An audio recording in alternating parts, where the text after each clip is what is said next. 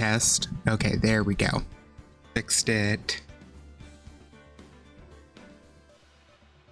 Okay, there we go.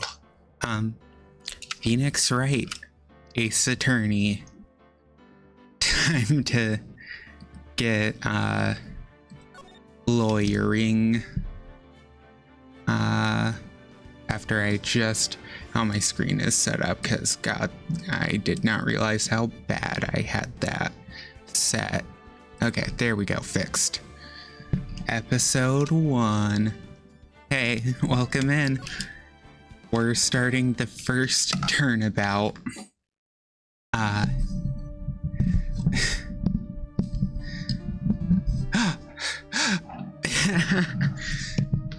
Okay. Yeah, these games are very unique, as you'll see shortly. Damn it, why me? I can't get caught, not like this. I've got to find someone to pin this on. Someone like him. Okay, I'll make it look like he did it. Okay, first of all, dude, you already committed a murder. Like, how are you gonna make it look like someone else did it after the fact? Boy, am I nervous. Right. Oh, hiya, Chief. Woo, I'm glad I made it on time. Well, I have to say, Phoenix, I'm impressed. Not everyone takes on a murder trial right off the bat like this. It says a lot about you and your client as well. Thanks. Actually, it's because I owe him a favor. A favor? You mean you knew the defendant before this case? Yes. Actually, I kind of owe my current job to him. He's one of the reasons I became an attorney. It, in fact, does not have voice acting, so I'm gonna be doing my best. There is some voice acting, I will say. There are voice clips throughout that will play, but not full voice acting. Well, that's news to me. We'll get there in a bit. I want to help him out any way I can. I just really want to help him. I owe him that much. It's over. My life, everything, it's all over. Is that your client screaming over there? Yeah, it's him. Oh my God. Death, despair. Oh, I'm gonna do it. I'm gonna die. Sounds like he wants to die. Yeah. Okay. Here he is, Larry Butts himself. Nick. Hey there, Larry. Dude, I'm so guilty. Tell them I'm guilty. Give me the death sentence. I ain't afraid to die. What? Oh my. Forgot how overdramatic Larry is. What's wrong with you, Larry? Oh, it's all over. I'm finished. Finished. I can't live in a world without her. I can't. Who took her away from me, Nick? Who did this? God, he talks so much. Oh, Nick, you gotta tell me who took my baby away. The person responsible for your girlfriend's death. The newspapers say it was you. Yeah. My name is Phoenix Wright. Here's the story. My first case is a fairly simple one. A young woman was killed in her apartment. The guy they arrested was the unlucky sap dating her. Larry Butts, my best friend since grade school. Our school had a saying, when something smells, it's usually the butts. In the 23 years I've known him, it's usually been true. Probably a little. I do have water, so we're gonna hope I'll be fine. He has a knack for getting himself in trouble. One thing I can say, though, it's usually not his fault. He just has terrible luck. But I know better than anyone that he's a good guy at heart, and I owe him one, which is why I took the case to clear his name, and that's just what I'm going to do. August 3rd, 10 a.m., District Courtroom number 2. You know, they really don't need to specify a courtroom is in a court, but, you know, sure. Court is now in session for the trial of Mr. Larry Butts. The prosecution is ready, Your Honor. The, defense is ready, Your Honor. Ahem. Mr. Wright, this is your first trial, is it not? Yes, Your Honor, I'm, a little nervous. Yeah, maybe just don't say that. Your conduct during this trial will decide the fate of your client. Murder is a serious charge. For your client's sake, I hope you can control your nerves. Thank you, Your Honor. Mr. Wright, given the circumstances, I think we should have a test to ascertain your readiness. Yes, Your Honor. Handshaking, eyesight fading. The test will consist of a few simple questions. Answer them clearly and concisely. Please state the name of the defendant in this case. Larry Butts. The defendant, well, that's Larry Butts, Your Honor. Correct. Just keep your wits about you and you'll do fine. Next question. This is a murder trial. Tell me, what's the victim's name? Ooh, I know this one. I'm glad I read the case report cover to cover so many times. It's... Wait, Otto. No way, I forgot. I'm drawing a total blank. I've played this game multiple times before. I still don't know the character's name. Phoenix, are you absolutely sure you're up to this? You don't even know the victim's name? Oh, the victim? Of course I know the victim's name. I just forgot. Temporarily. I think I feel a migraine coming on. Look, the victim's name is listed in the court record. Just press tab to check it at any time, okay? Remember to check it often. Do it for me, please. I'm begging you. Mr. Wright, who is the victim in this case? Well, Cinder Block. Well, it's Cindy Stone. The victim's name is Cindy Stone. It depends. How long you take to complete it. It's the game's total length across all 5 episodes, I believe, is roughly actually, I don't know the exact amount. Give me just a second. I'm gonna actually, I have a way to guesstimate how long it'll take me. Roughly like 20 hours-ish. Now tell me, what was the cause of death? She died because she was hit with a blunt object. She was struck once by a blunt object. Correct. You've answered all my questions. I see no reason why we shouldn't proceed. You seem much more relaxed, Mr. Wright. Good for you. Thank you, Your Honor, because I don't feel relaxed, that's for sure. Well then, first, a question for the prosecution, Mr. Payne. Total for the first game. That's total.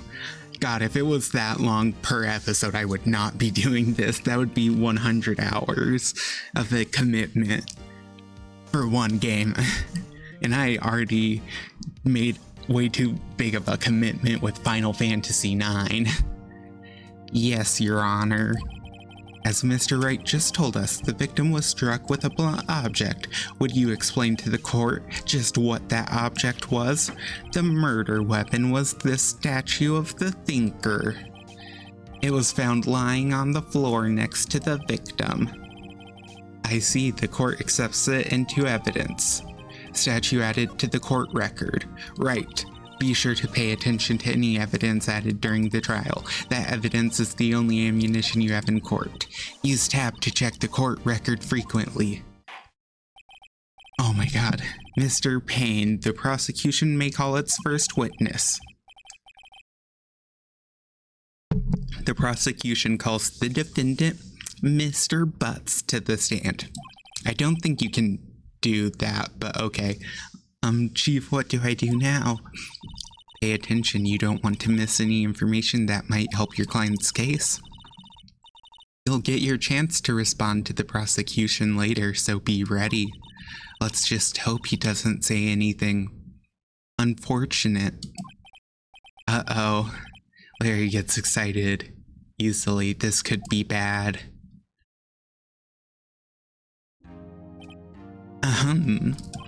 Mr. Butts, is it not true that the victim had recently dumped you? Hey, watch it, buddy. We were great together. We were Romeo and Juliet, Cleopatra and Mark Anthony. Didn't they all die? I wasn't dumped. She just wasn't taking my phone calls or seeing me ever. Wasn't it? What's it to you anyway? Mr. Butts, what you describe is generally what we mean by dumped. In fact, she had completely abandoned you and was seeing other men. She had just returned from overseas with one of them the day before the murder. What do you mean, one of them? Lies, all of it lies. I don't believe a word of it. Your Honor, the victim's passport. According to this, she was in Paris until the day before she died. Passport added to the court record. Indeed, she appears to have returned the day before the murder. Dude, no way. The victim was a model but did not have a large income. It appears that she had several sugar daddies. Daddies? Sugar? Yes, older men who gave her money and gifts. She took their money and used it to support her lifestyle. Dude, we can clearly see what kind of woman this Miss Stone was. Tell me, Mr. Butts, what do you think of her now? Okay, so one important thing to know about this game is it technically takes place in Japan, but they adjust some things for the international releases to make it take place in America, but it doesn't take place in America. It's just made to look like it does. It's weird. Right. I don't think you want him to answer that question. Yeah, Larry has a way of running his mouth in all the wrong directions. Should I? My client had no idea the victim was seeing other men. That question is irrelevant to this case. Oof. Dude, Nick, what do you mean irrelevant? That's cheating she-dog. I'm gonna die. I'm just gonna drop dead. Oh my god, I can't read this fast enough. I'm going to get to the bottom of this. Let's continue with the trial, shall we? I believe the accused motives is clear to everyone. Yes, quite. Oh boy, this is so not looking good. Next question. You went to the victim's apartment on the day of the murder, did you not? Well, did you or did you not? Well, maybe I did and maybe I didn't. He went. What do I do? I mean, I can't really stop it. Tell the truth. Yeah, I was there. I went. Order. Well, Mr. Butts? Dude, chill. She wasn't home, man, so like I didn't see her. Your Honor, the defendant is lying. Lying? The prosecution would like to call a witness who can prove Mr. Butts is lying. Well, that simplifies the matters. Who is your witness? The man who found the victim's body just before making the gruesome discovery. Also, I will say pay attention to people's names, like Mr. Payne here. He saw the defendant fleeing the scene of the crime. There is very interesting names in this series. Order in the court, Mr. Payne. The prosecution may call its witness. Yes, Your Honor. This is bad. On the day of the murder, my witness was selling newspapers at the victim's building. He doesn't get a real name. I don't know why. The judge is just called Judge in the series. I don't get it. He's like the only character who's never given a name. It's so weird. Please bring Mr. Frank Sawit to the stand.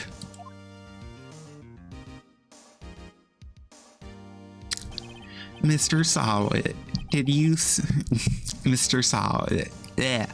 His name... Mr. Sawit, you sell newspaper subscriptions, is this correct? I can't speak. Oh yes, newspapers, yes. Mr. Sawit, you may proceed with your testimony. Please tell the court what you saw on the day of the murder. Witness's account. I was going door to door selling subscriptions when I saw a man fleeing an apartment. I thought he must be in a hurry because he left the door half open behind him. Thinking it strange, I looked inside the apartment. Then I saw her lying there, a woman, not moving, dead. I quailed in fright and found myself unable to go inside. I thought to call the police immediately. However, the phone in her apartment wasn't working. I went to a nearby park and found a public payphone. I remember the time exactly. It was 1 p.m.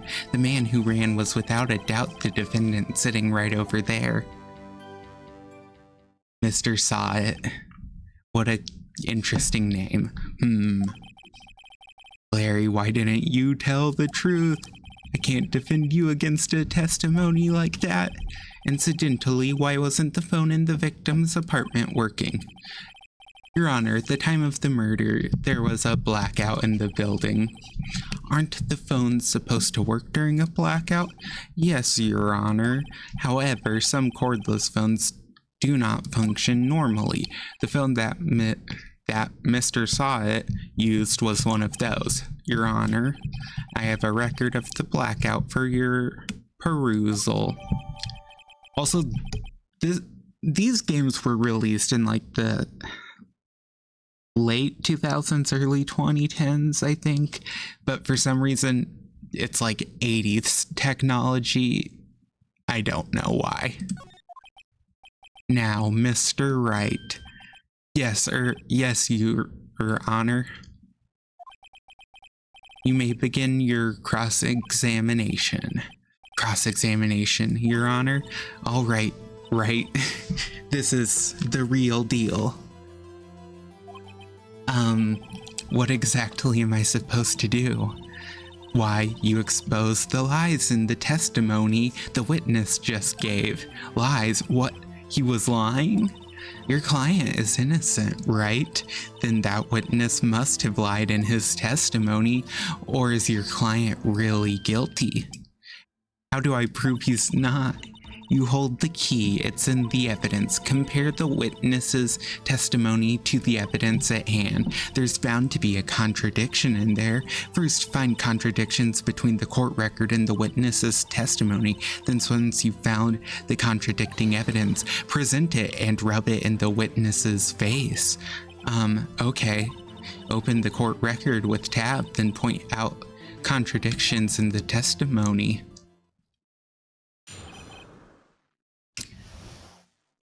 Okay, So if we go in here, time of death 4 p.m. to 5 p.m. Wow, how convenient.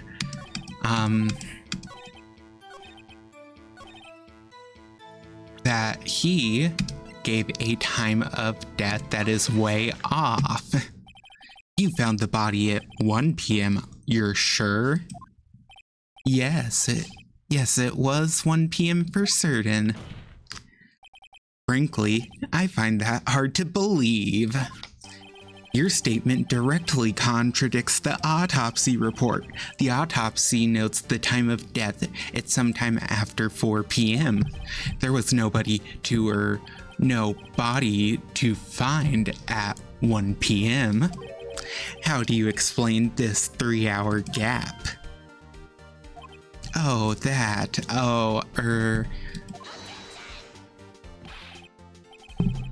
This is trivial. The witness merely forgot the time. After his testimony, I find that hard to believe. Mr. Saw-It, why were you so certain that you found the body at 1 p.m.? Gee, that's a really good question. Great job, right? Way to put him on the spot. That's all you have to do, point out the contradictions. Lies always beget more lies. See through one and their whole story falls apart. Wait, I remember now? Would you care to give your testimony again? Okay. No, real trials in real life are not like this at all. You see, when I found the body, I heard the time. There was a voice saying the time. It was probably coming from the television. Oh, but it was 3 hours off, wasn't it?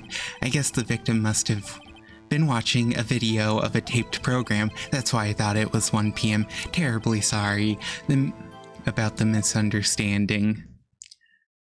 Honestly, real-life trials would be way more fun if they were like this. I see. You heard a voice saying the time on a taped program. Mr. Wright, you may cross-examine the witness. Right. You know what to do. I've got this one. Okay, so this one is pretty easy to spot.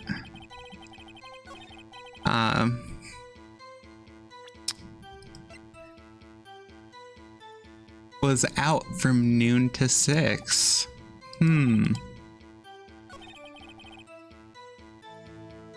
I find that hard to believe. Hold it right there. The prosecution has said there was a blackout at the time of the discovery, and this record proves it. You couldn't have heard a television or a video. Gah. The defense has a point. Do you have any explanation for this, Mr. Saw-It? No, I find it quite puzzling myself. Wait, I remember now. Mr. Saw-It, the court would prefer to hear an accurate testimony from the very beginning. These constant corrections are harming your credibility. That, and you seem rather distraught. My apologies, Your Honor. It must have been the shock of finding the body. Very well, Mr. Saw-It. Let's hear your testimony once more, please. Okay. Actually, I didn't hear the time. I saw it. There was a table clock in the apartment, wasn't there? Yeah, the murder weapon. The killer used it to hit the victim. That must have been what I saw. You saw a clock? I guess that would explain it. The defense may cross-examine the witness. Yeah, I would say these games are very worth playing. They're very fun. Gladly. They're also kind of puzzling at times, but they're very fun games.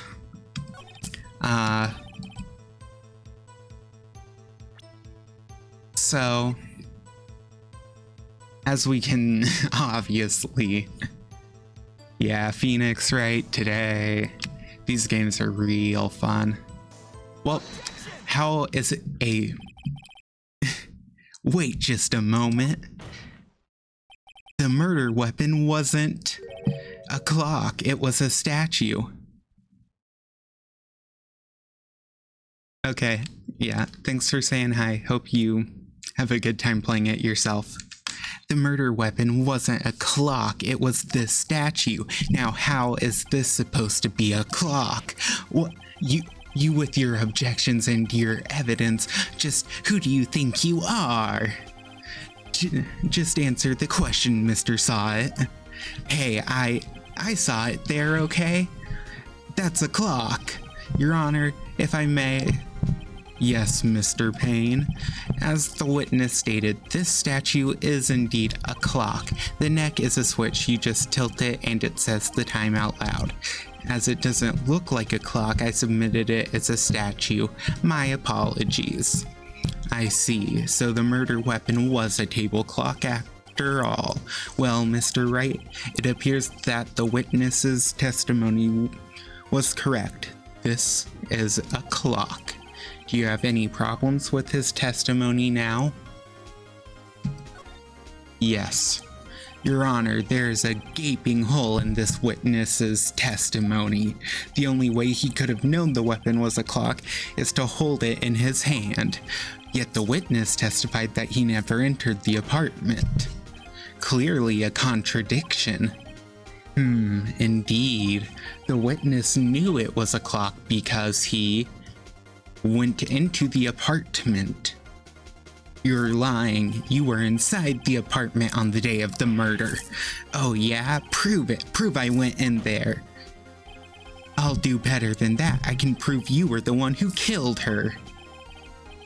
You struck her with the clock, and the shock of the blow triggered the clock's voice. That was the sound you heard. Order in the court. Intriguing. Please continue, Mr. Wright. Yes, Your Honor. Mr. Saw It, the sound must have left quite an impression on you. Understandable, since the murder weapon spoke just as you hit the victim. That voice was burned into your mind. That's why you were so certain about the time. What's the meaning of this? This is all baseless conjecture. Baseless? Just look at the witness's face. Would the witness care to elaborate? Did you strike the victim with the clock? That day, I never, look, the clock, I heard, no. I mean, I saw,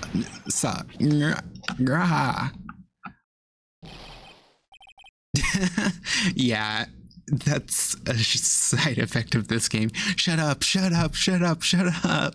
I hate you. It was him, I tell you. I saw him. He killed her and he should burn, give him death.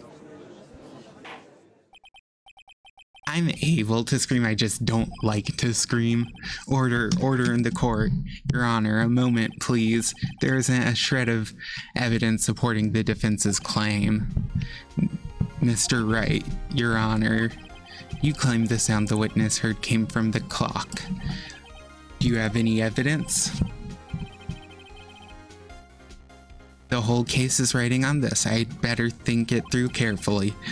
Your Honor, the sound Mr. Saw It heard was definitely this clock, a fact which is clear if you simply try sounding the clock. Your Honor, may I have the clock? I ask the court to listen very carefully. I think it's 8:25. That certainly is a strange way to announce the time. Well, he is the thinker after all, so we've only heard the clock. What are your conclusions, Mr. Wright? Mr. Payne, can you tell me what time it is now? I don't know, it's like a custom made clock. It's so weird. It's 11:25. Ack. As you can see, this clock is exactly 3 hours slow. Purely the discrepancy between what Mr. Sawit heard and the actual time of death. So, Mr. Sawit, try to talk your way out of this one. Ha ha ha ha! You forgot one thing. What's he talking about now? While it may seem like that clock is running 3 hours slow, it proves nothing. How do you know it was running 3 hours slow on the day of the murder? If you can't prove that, you don't have a case. He's right. How am I going to prove that? Damn it, I was so close.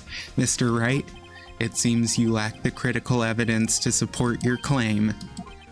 Yes, Your Honor. This means I cannot let you indict the witness, unfortunately. This ends the cross-examination of Mr. Frank Sawit. I come all the way down here to testify and look what happens. You treat me like a criminal. A criminal.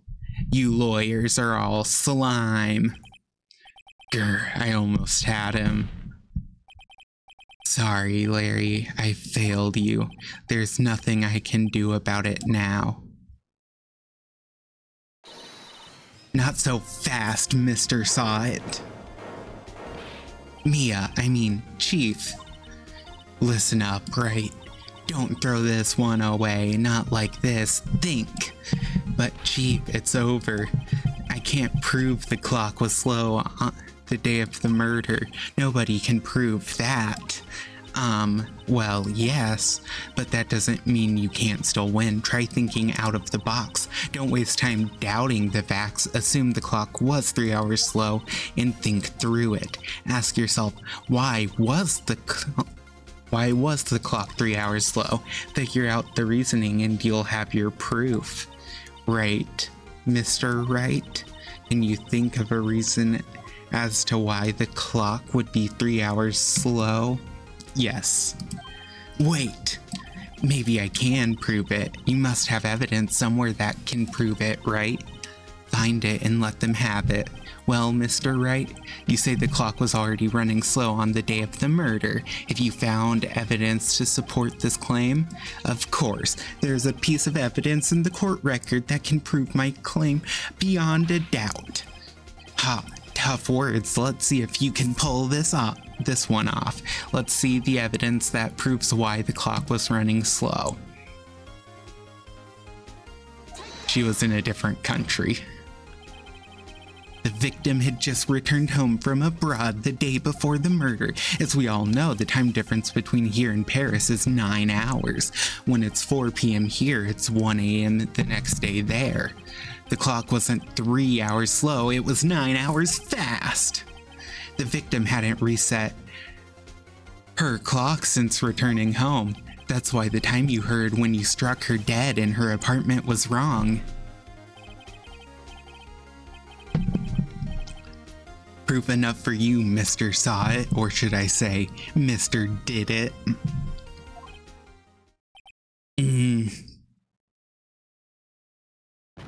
And he just passed out.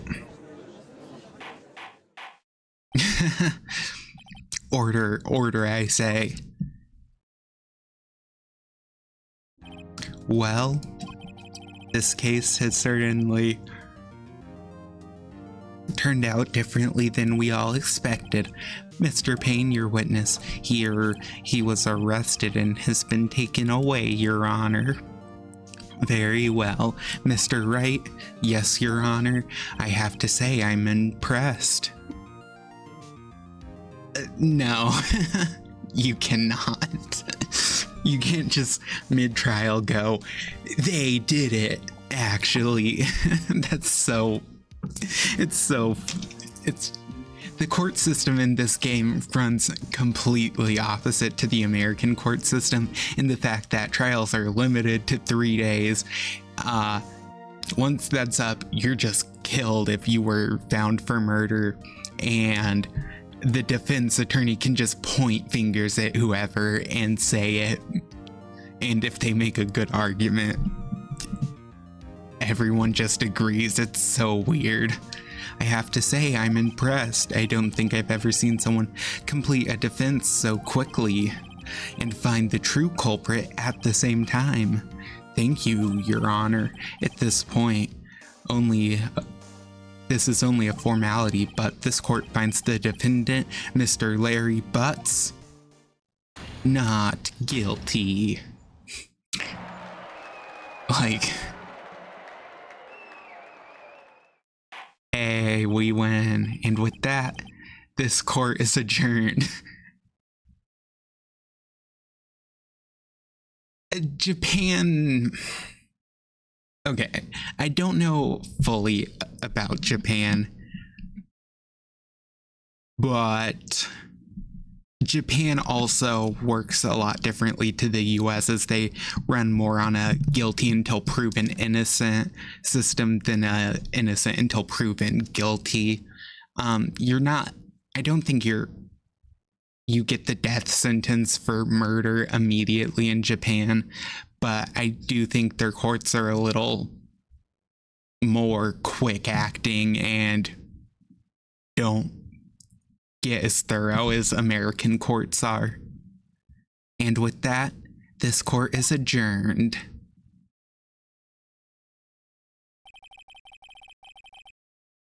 It turns out that Frank Sott was a common burglar. He posed as a newspaper salesman to check and see when people were out of the house.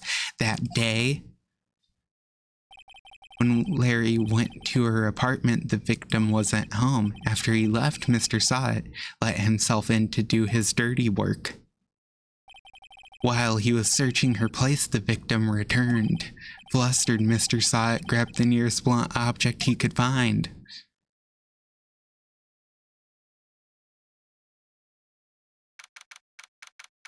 Yeah, so apparently he just admitted to all his crimes after he was convicted. For no reason. Ooh, I still can't believe we won. Right, good job in there. Congratulations. Thanks, Chief. I owe it all to you. Not at all, not at all. You fought your own battles in there. It's been a while since I've seen a trial end on such a satisfying note. I've never seen the Chief looking this happy. If she's this glad, I imagine how Larry must feel. My life is over. Larry, you're supposed to be happy. What's wrong now?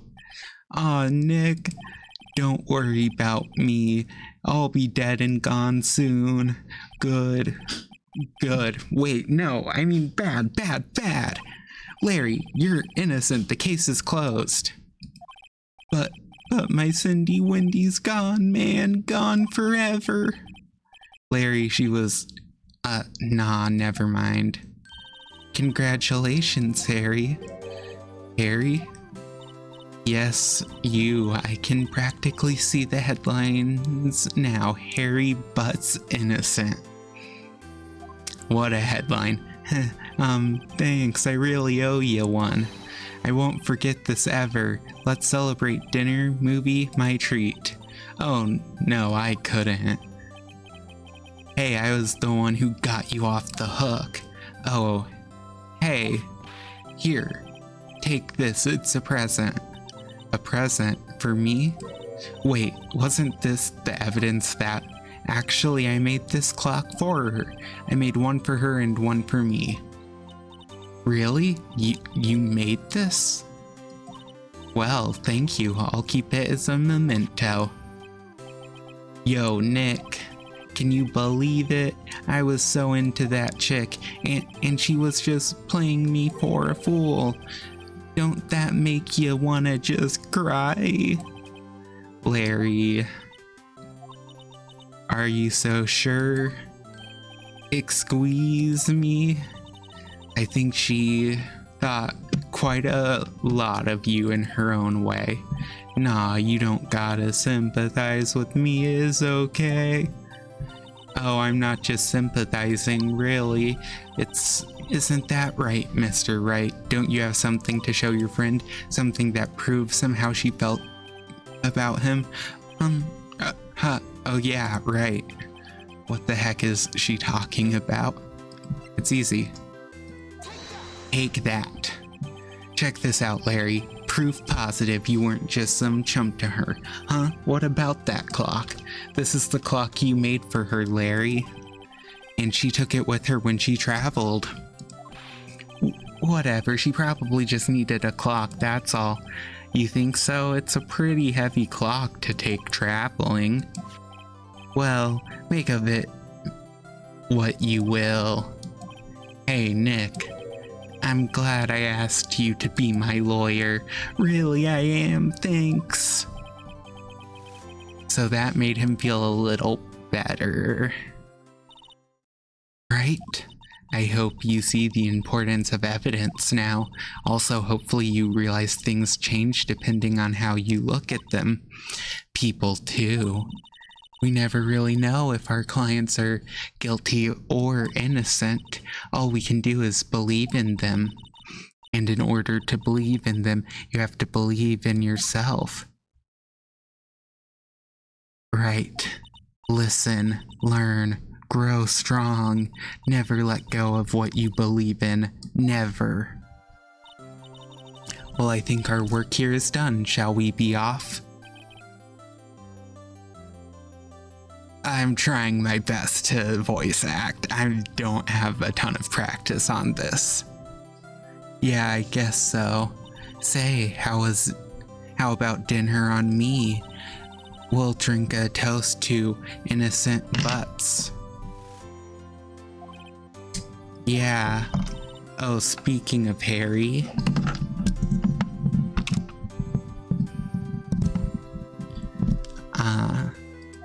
You were saying part of why you became a lawyer was because of him.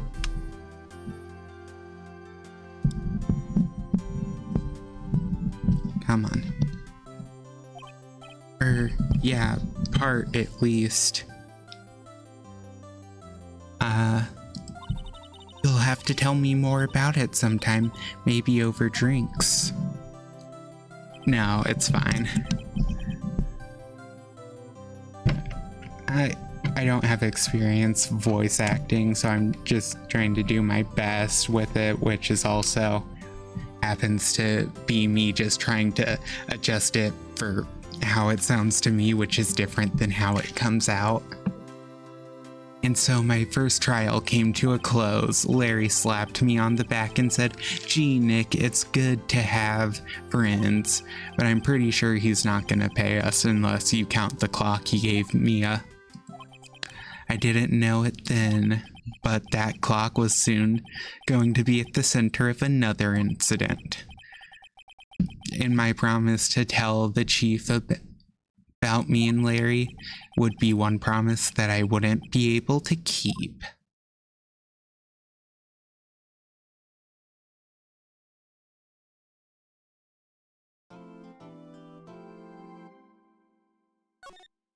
Okay. We're just gonna overwrite those because they don't matter as much. Ring, ring. I'll let the sound effects do. Hello, this is Maya. Or wait, Maya. How am I gonna voice Maya? Hello, this is Maya. Hey, Maya, it's me. Mia, what's up? You haven't called in a while. Sorry, I've been so busy. How have you been? Well, lonely, and it's all your fault. Nah, I'm just teasing. I've been great. I'm finally getting used to having my own place. That's good to hear. Actually, I'm calling because I have a favor to ask.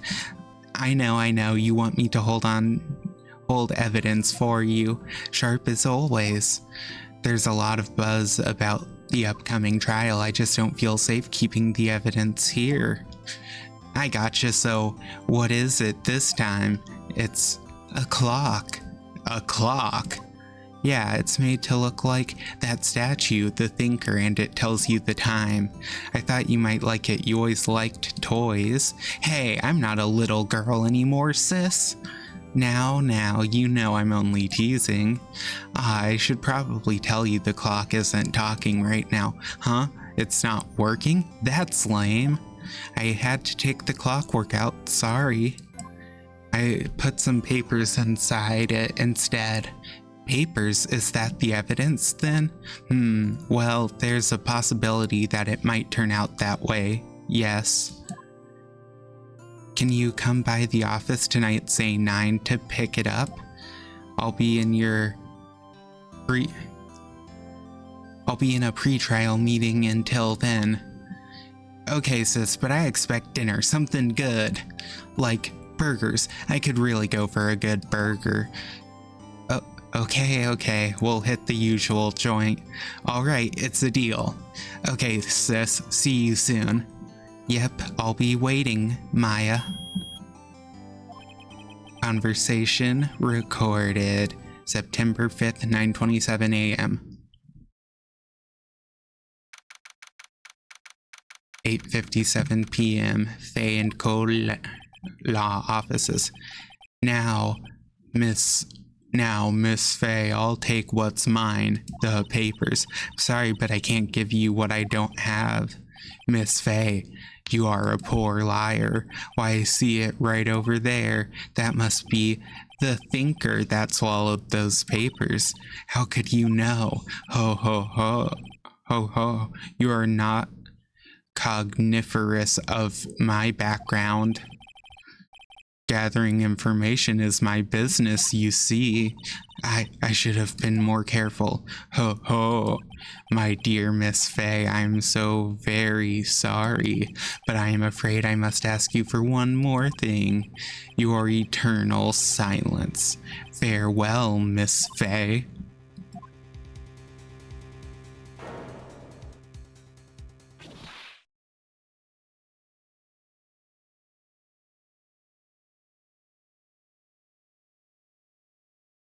Red, white, blue.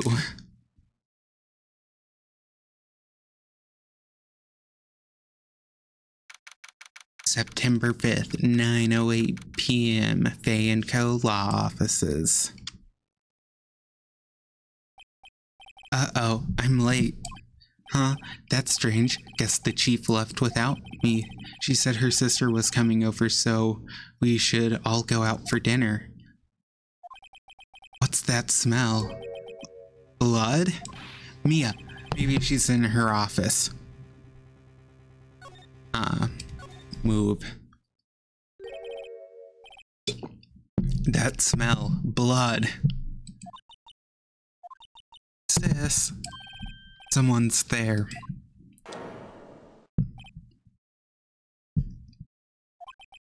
Chief? Ah, that came out weird. Not how I intended it.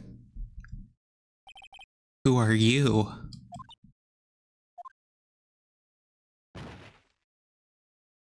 Well, strange girl dropped out cold. I left her lying on the office sofa. I went back to the chief where she lay under the window.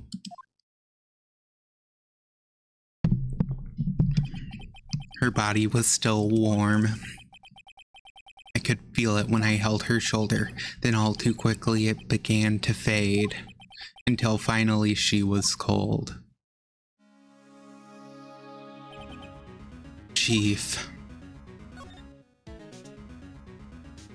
Okay.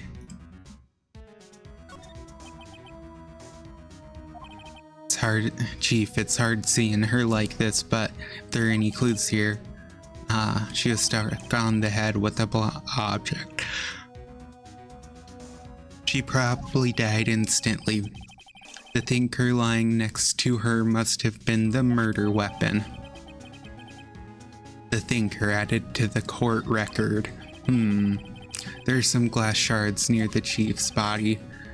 Must be pieces of the glass light stand. Lying broken in the back of the room. Glass shards added to the court record. A piece of paper. It must have fallen from Mia's hand. So he's a lawyer. He's not supposed to investigate the crime scene technically. But you'll learn. The game will show here in a minute why the real detective can't be trusted. Or, well, not why he can't be trusted, but why they aren't that good. What could it be? A word is written in blood on this scrap of paper. Maya, did Mia write this? This is a piece of paper. This piece of paper is a receipt from a department store dated yesterday. I think that's enough snooping around for now. I better call the police. Find out what that girl was doing here.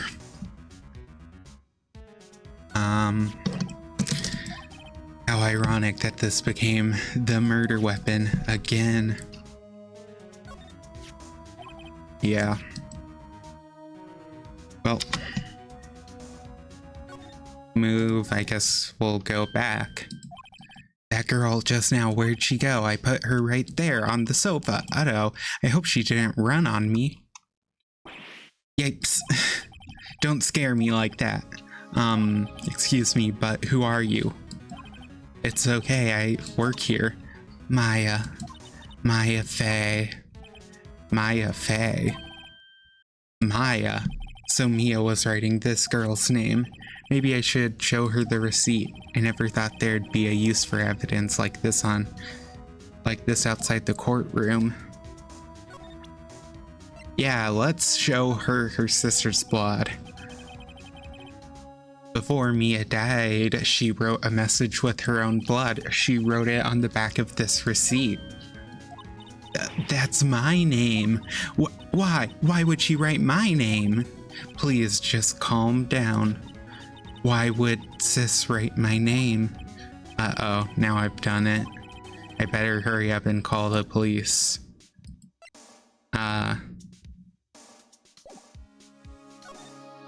What happened? Excuse me, can you tell me what happened? I came in, the room was dark, and sis, so she was already dead.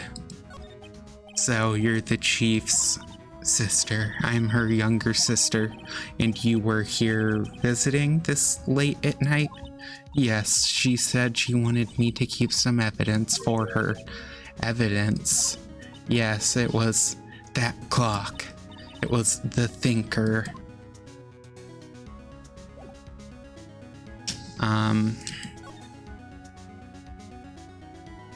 Back. Don't have much else I can do. Guess I can, right, I'd better call the police. That's funny, a few of the screws on the receiver are missing. It looks like someone was halfway through taking it apart. Police! Please come quick. What was that?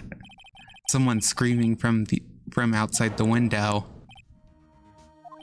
She's staring right at me. She's holding a phone in her hand.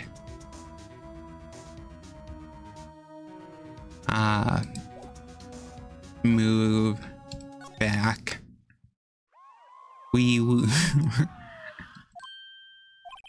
The police. Sounds like they're coming this way.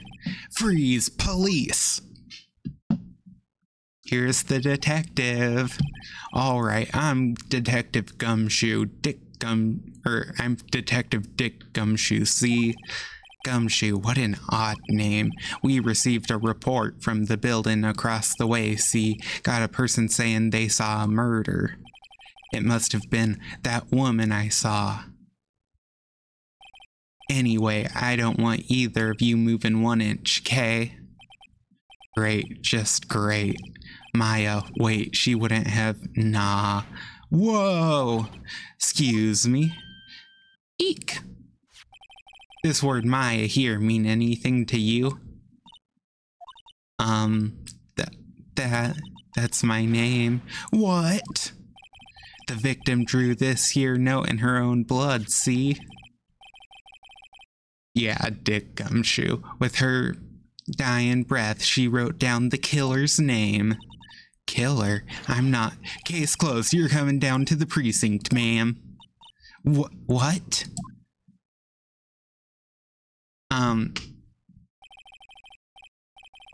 So his name is meant to be a bit of a play on words because his last name is Gumshoe because gumshoe is an old-timey word for detective. I don't know why his first name is Dick, though. I mean, it's just a shortening of Richard, but still. Don't know. Mia's younger sister Maya was arrested on the spot. I was taken in for questioning and didn't get out until the next morning. My eyes were heavy, but I couldn't sleep. I sat around waiting for visiting hours to begin at the detention center. I had to talk to Maya as soon as possible. I mean, okay, so the first case does not make great light of him. He's a fairly nice guy, overall. Wow, they have poor Maya locked up like a criminal. Oh, it's you, the lawyer. Good morning. Good morning. She looks so tired. Are you going to be my attorney? Well, that's what I wanted to talk to you about.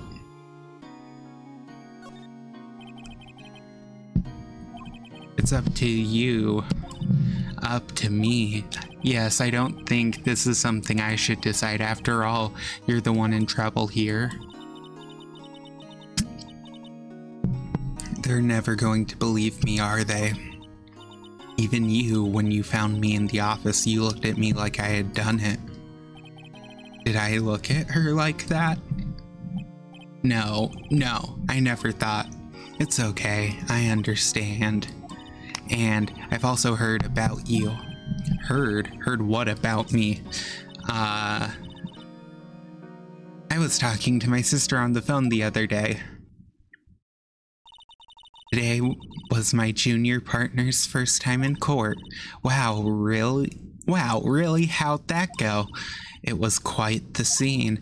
Honestly, I was on edge the whole time. It's been a while. So he crashed and burned. He's a genius. One of those strike fear into the hearts of evil types. The only thing he's lacking is experience. Sounds like it was fun. Well, I know who to go to if I ever get into trouble now. I don't know, Maya. I think you might want to wait. Give him 3 more years, that is, unless you want to be found guilty. That's what she said. I'm sorry, I didn't mean to insult you. No, it's okay. It's true, I guess, but at the same time, I can't just sit by and watch when I think of the person who did this to Mia. I know.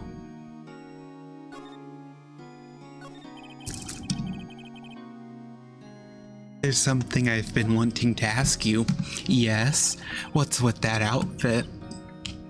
Oh, this is what all the acolytes wear. It's my uniform, you could say.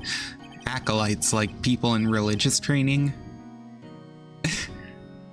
What if the lawyer is the killer? I mean, we saw the killer.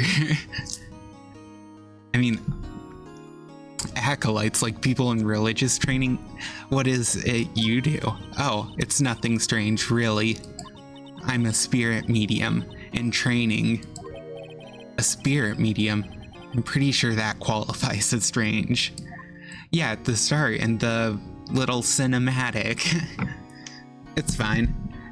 We'll meet the killer again later. But we'll figure it. It'll come down. It'll all come out in a bit by the end. Though I will say, you did unintentionally guess something about this case that happens. Could you tell me about the day of the murder? Yes.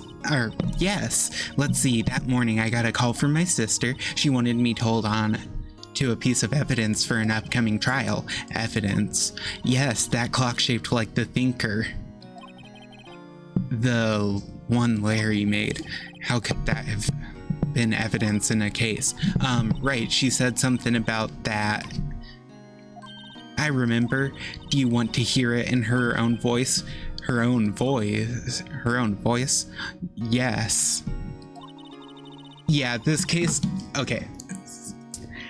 This case starts out really messy right now.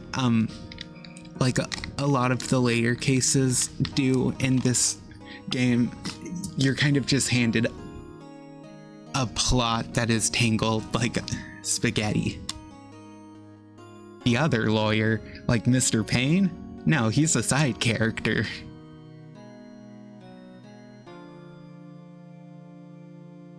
Well, all will be revealed in due time.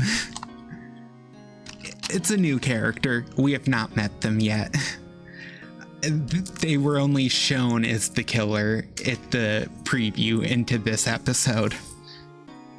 I'm pretty sure our conversation is on my cell phone. You recorded it? Yeah, I forgot how to delete those things. You're an acolyte or medium in training. Yeah, maybe it was Harry Butts. That's right. The Fae family, especially the women, have always been very sensitive to the spirit world. Wait a second, you said the Fae family? So Mia was into this stuff too. Of course, she left the mountain to follow her career, she said. Her powers were first class too. I had no idea. Wait, what? So you're a real honest-to-goodness spirit medium with ESP and all that? Yes, in training. Well, can't you contact Mia's spirit then? We can just ask her who killed her. I'm sorry, I'm still in training. I couldn't do something on that level. I thought that would be too easy. So you say you have a conversation with your sister on your cell phone? Let's hear it. Right. Oh, I just remembered that detective took my cell phone. Sorry. Oh, right, of course. Next time I see Detective Gumshoe, I'll ask him for it. I'll write you a note so you don't forget, okay? Sure, thanks. Maya's memo. Something the matter? I was wondering if I could ask you a favor. This is the address of a famous lawyer. My sister gave me this a long time ago. She said if I was ever in trouble, I should call him. And, well, I'm in trouble. Do you think you could go ask him to represent me? I mean, I'm not in it. Sure, why not? I'll go. Thank you so much. I have no one else to turn to. Say, what about your parents? I see. Don't worry. Leave it to me. Thank you. The trial's tomorrow at 10. What? Tomorrow? Tomorrow. What if this guy refuses? They told me that if I don't find one, the state will pick an attorney to defend me. When will that happen? They're giving me until 4 this afternoon, and visiting hours are almost up. I'd better hurry. Right, I'll be back. Well, I can get... Sorry, I know it must be hard. No, it's okay. All I've been doing the last few hours is talking about it. I've kind of gotten used to it. Let's see, that morning I got a call from my sister. She wanted me to hold on to a piece of evidence for an upcoming trial. That's the thinker clock, blah, blah, blah. So then why did you arrive at the office? It was right around... When did you arrive at the office? It was right around 9. The lights were off and I could smell blood. Then I found her, my sister. Thanks, Maya. That's all I need to hear for now. Well, time to head to Grossberg Law Offices. What a name. According to the receptionist, the big boss is out. She couldn't say when he'd be back. Must be hard to keep track of everything when you're a famous lawyer. Not to mention, run an office like this. I guess I'll just have to come back later. That painting has been bugging me ever since I stepped in here. The oil paint is so thick it's practically giving me a stuffed nose. I'm sure the price is nothing to sneeze at either, for that matter.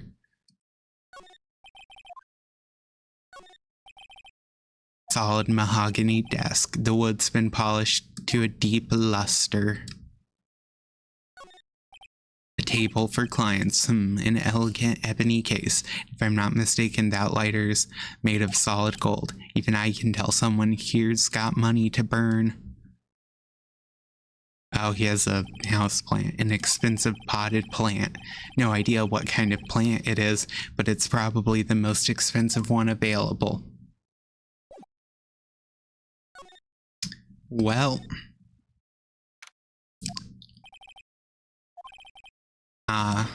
Hey, you there. This is a crime scene, pal. No trespassing. Sorry. Don't I know you from somewhere? Wait, you're that Butts guy, aren't you? No, Phoenix Wright. How could anyone mistake me for Larry? Guess I got the wrong name, Mr. Wright. Sorry about that. That Butts guy, he was a killer, and you're no killer, right? He was proven innocent. Right, and you were... Detective Gumshoe. Gumshoe, wasn't it? Dick Gumshoe? Right, at your service.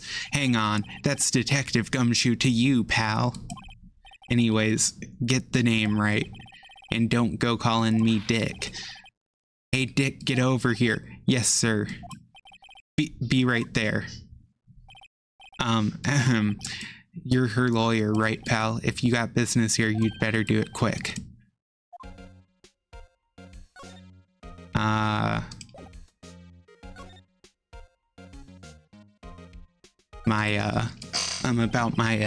I'm looking forward to the trial.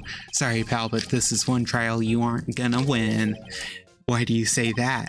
The city's put Prosecutor Edgeworth on the prosecution. Edgeworth. I'm sure you know what that means, you being a lawyer and all. Okay, about Miss Faye, did you do an autopsy? You want to know the results, eh? Now, don't look at me like that, pal. It's no use. She might have been your boss, but that doesn't mean you get any special treatment. Alright, you can see the report, but that's all. Prosecutor Edgeworth. That's right, pal. Mr. Miles Edgeworth himself. Wait, you do know him, don't you? Of course I do. I know him. He's a feared prosecutor. He doesn't feel pain. He doesn't feel remorse. He won't stop until he gets his guilty verdict. Don't talk about him that way. You make him barely sound human. Still, I'm afraid this pretty much decides the case. So Edgeworth is on this one. He hasn't lost a case since he became a prosecutor at the incredibly young age of 20. Of course, there are rumors of back alley deals and forged evidence. All I know for sure is that Edgeworth hates crime with an almost abnormal passion. I never imagined I'd be facing him so soon.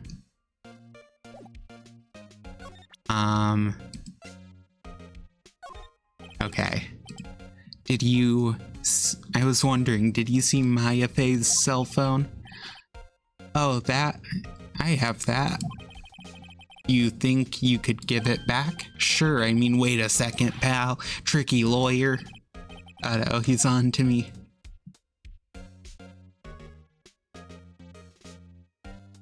I guess I shouldn't lie. If I tell him why I want it, there's no way he'll give it to me. Something the matter? Oh no, it's just, Detective Nope, I know nothing, pal. That cell phone has a lot of numbers on it like her boyfriend's. A cell phone holds a lot of a little girl's sweetest and spiciest secrets. Or you're just trying to confuse me. Sorry, pal. I already checked all the numbers in memory. Impressive, you're quite the detective. Uh-huh. Oh, here, you can have the phone back. There weren't any suspicious call records in there after all. Seems you didn't notice the recorded conversation. We received it. I guess I've asked all the questions I need to. You done, pal? Yes, thank you. I'll be heading out now. Oh, wait, one more thing I wanted to mention to you. I don't suppose you're planning on talking to that witness. Anyway, you'd better not. No influencing the witness with your lawyerly ways, pal. Come to think of it, I had completely forgotten about her. The witness? Yeah, Miss April May. I'm sorry about this, but I can't tell you anything about her. Well, you just told me her name, Miss May, huh? So you've sent her home already then? Ahaha. You're trying your lawyerly tricks on me now. She's not to go outside of her room until the trial. So she's still in the hotel across the way. I guess I should know better than to try and get a detective to leak information. You got that right, pal. Time to pay a visit to Miss May.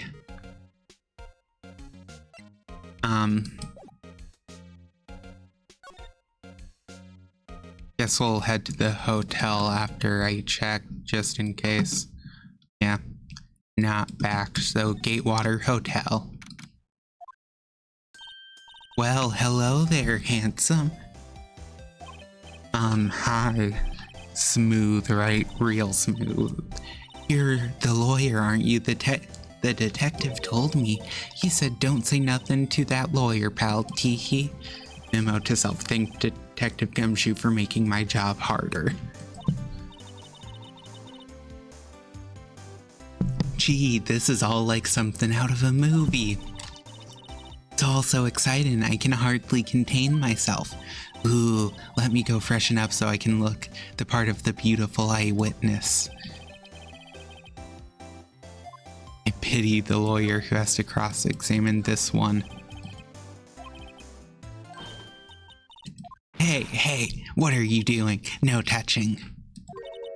Ooh, bad boy. You really shouldn't pry around in other people's rooms now. You wouldn't want to make me upset, would you? Upset? I thought she was going to explode for a second. I was wondering what could be inside the drawer.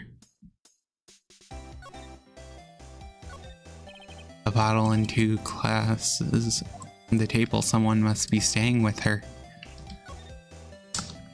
What did you witness? Do you think you could tell me something? I need you to describe what you observed at the time of the incident. Ooh, observe incident? You sound just like a lawyer in the movies, like a man with a big vocabulary. Better not encourage her. You know, that thing that happened the other day, the bad thing. What did you see when it happened? I don't suppose you could tell me about it. Pretty please. Let me see. Well, dream on. If you want to know, you'll just have to come to court tomorrow, Mr. Lawyer. Oh boy. Could you just... Who exactly are you? Ooh, Mr. Lawyer, you hitting on me? No. Hey, I'm just doing my job here. Hehe. You know you're cute when you blush. Believe me, this is the first time in my life I've blushed this much. Right, can you just tell me what it is you do? Well, no, teehee. And you had your little hopes up, didn't you? Oh boy. This room. See, there are 2 glasses on the table. Is someone staying here with you? Ooh, what amazing powers of observation. You must be one of those famous detectives like on television. Oh no, not me. I'm just a lawyer. Say, Mr. Big Detective, why don't you go look for clues in the garbage? Miss May doesn't like nosy little lawyers. Oh boy. Well, can't do anything else there. Well, maybe I should just wait for him to come back. If that wasn't the most over-the-top clearing of the throat I've ever heard. Ah ha ha. So you're the one they say has been looking for me. Yes, that's me. He looks even grander than I imagined. That badge on your collar. Ah, so you're a lawyer, are you now? Yes, well, yes. And what do you want? I'm not particularly busy these days. Please proceed. Not busy? Then how come no one could get in touch with you? Something the matter? You came to see the one and only Marvin Grossberg, did you not? Well, here I am, boy. What do you want? Out with it. Well, sir, actually, it's about Maya Fey. Ah, yes, Maya Fey, go on. Why the strange reaction? Ah, cha-cha. I'm really quite busy here, son. I can't go talking cases on a day's notice. No, I can't go taking cases on a day's notice. No, it's quite impossible. Wait a second. How did you know the trial was tomorrow? Anyway, I'm afraid it's entirely impossible for me to represent her. Sorry, end of discussion. What's going on here? He refused me before I even got a chance to ask him. What do I tell Maya? How can you just refuse like that? Please tell me, why won't you take the case? Well, you see, it's just, I'm busy, you see, but the client is Mia Fey's sister. Mia trusted you. She knew her sister would be in good hands. Yes, of course, I know that. However, I'm sorry, but I must refuse. Sorry, goodbye. Creep. Fine. I don't have time to argue with you anyway. I'll go look elsewhere. Brimble, think not. Huh? Did you say something? I think not, I said. What do you mean? I'm terribly, terribly sorry, but I'm afraid that no lawyer worth their salt will take on this particular case. Terribly sorry, my boy. Why? I cannot say. I beg your pardon, but could you leave now? I have nothing more to discuss with you. How did you know Mia Fey? She worked here a long time ago. Quite the apprentice, that one. Learned my techniques in the blink of an eye. She left one day, quite suddenly. She had a mission, you see. A mission. You could see it in her eyes. She followed it with a burning passion, never looked back, that one. Well, I don't really care to talk about his painting. They probably won't let her out for a while. Fine. I'll talk to him about his painting. That's quite a painting. Aha, you noticed. It's my pride and joy. Impressive, isn't it? Well, isn't it? The color of the sky, the hue of the sea, the weave of the straw hat. It's worth at least 3 million. I have no intention of parting with it, of course. No, I won't sell it. Not even to you. I wasn't interested. It's not for sale. I'm not buying. Jeez. Fine. Now let's see if she's back. Hiya. Oh, you're back. Did you find the lawyer? Well, see, I really don't think you should use that guy. He didn't seem healthy. He was all skin and bones. What really happened? You don't mean he refused to help? I see. I've been abandoned then. What about your family? If only I had my sister. My father died when I was very young, and I don't know where my mother is. Don't know. She could still be alive. The women in my family have been mediums for generations. They say a lot of spiritual power runs in our blood. About 15 years ago, our family was involved in an incident. There was a man, and he ruined our mother's life. Ruined? After that, she disappeared. Several years after that, my sister announced she would become a lawyer, and she left the mountain. So you live by yourself? Yes, I've gotten used to it. Oh, also, I had to become independent or I would lose my powers. I feel bad for her all by herself up on that mountain. So who was this man who ruined your mother? About 15 years ago, there was an unusual murder case. It made quite a stir. Everyone was talking about it, apparently. The police were running out of leads and they were getting desperate. Wait, they didn't use a spirit medium, did they? The police convinced my mother to try and contact the victim. Wow, so what happened?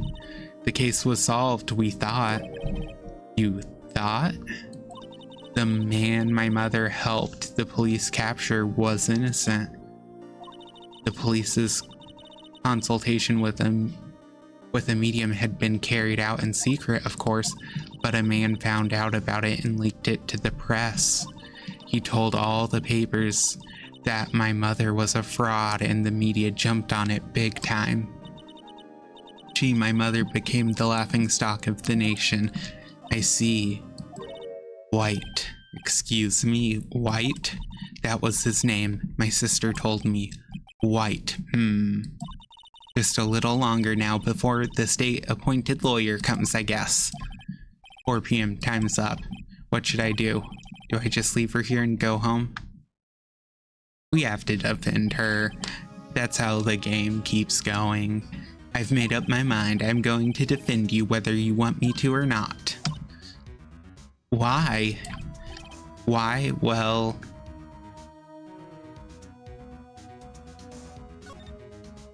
You aren't the culprit, someone else is. How do you know? I, have a hunch. Given the evidence, it would be easy to assume that Maya was the killer, but there's something about this whole thing that smells fishy. That witness's strange behavior, was that all an act? And the way that lawyer refused to help out Maya.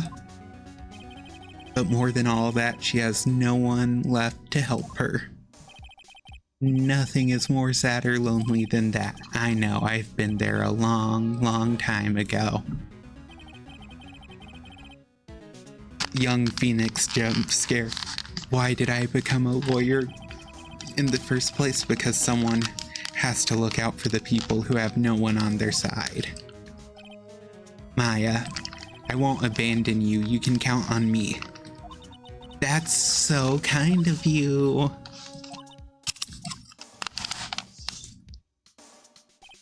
Well, let's fight this one and get you out of here. Right, thank you. She smiled at last. She looks like an entirely different person. One last question. You are innocent, right? Yes. And I trust you, so you trust me too, okay? It's a deal. So what next? There's something that's been bugging me. Just what was inside that strange woman's drawer? It was when I tried to look into the drawer that she got all defensive. There has to be something in there.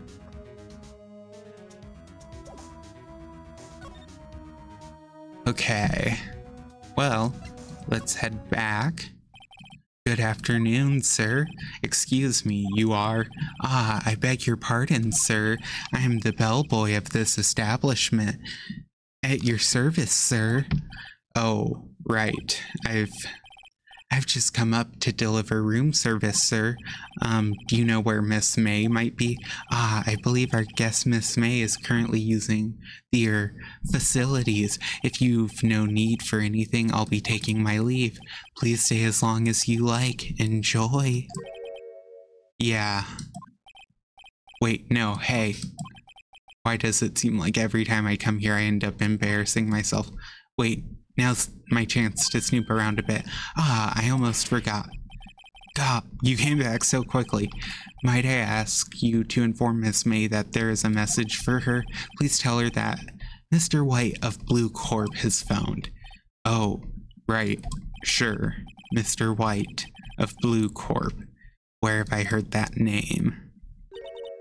White, that was his name, my sister told me. White was the name of the guy who ruined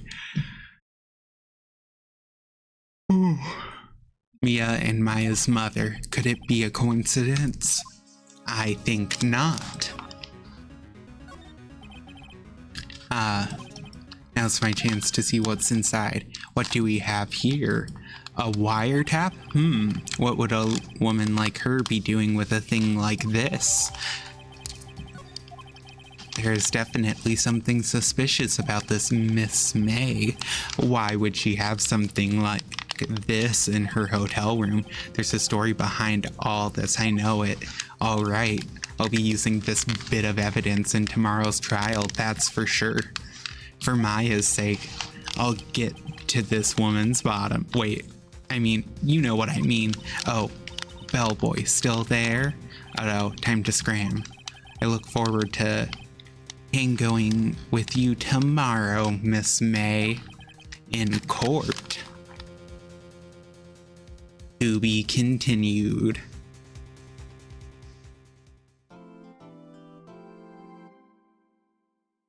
Yep, we'll save our progress.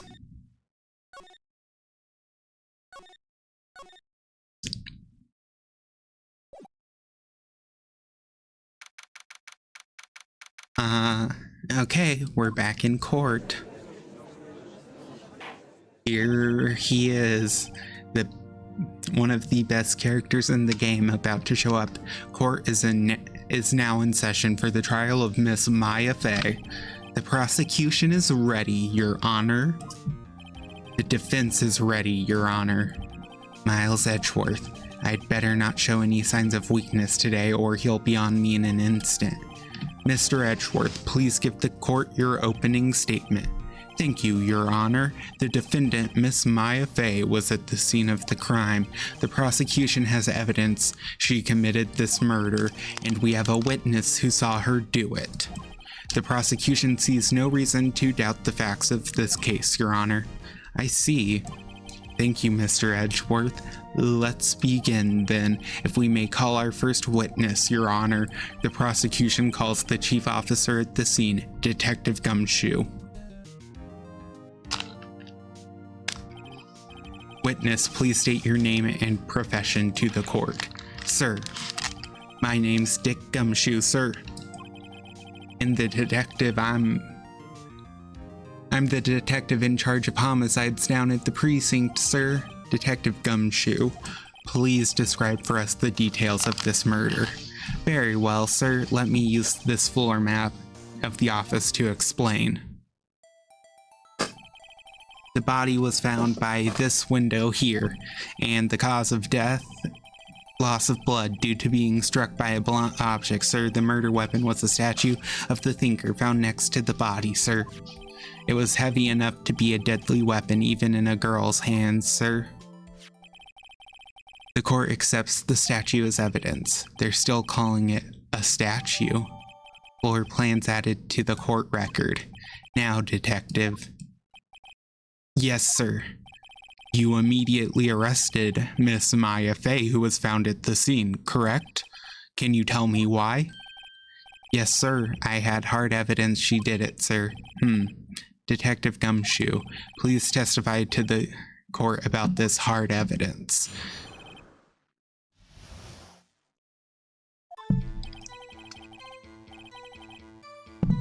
As soon as the phone call came in, I rushed to the scene. There were two people there already. The defendant, Miss Maya Fey, and the lawyer, Mr. Phoenix Wright. I immediately arrested Miss Maya Fey. Why, we had a witness account describing her. The witness saw Miss Maya Fey at the very moment of the murder. The very moment, you say? Very well, Mr. Wright, you may begin your cross-examination. Yes, Your Honor. Cross-examine what? I couldn't see a single contradiction in that testimony. Whoosh. Smack. Hey, Maya just threw something at me. What's this? When my sister couldn't find any contradiction in a witness's testimony, she would bluff it and press the witness on every detail. The witness always slips up and says something wrong. It worked lots of times. I should have expected Maya would know some of her sister's tricks. All right, let's give this a try. Something the matter? No, Your Honor. I'd like to begin my cross-examination.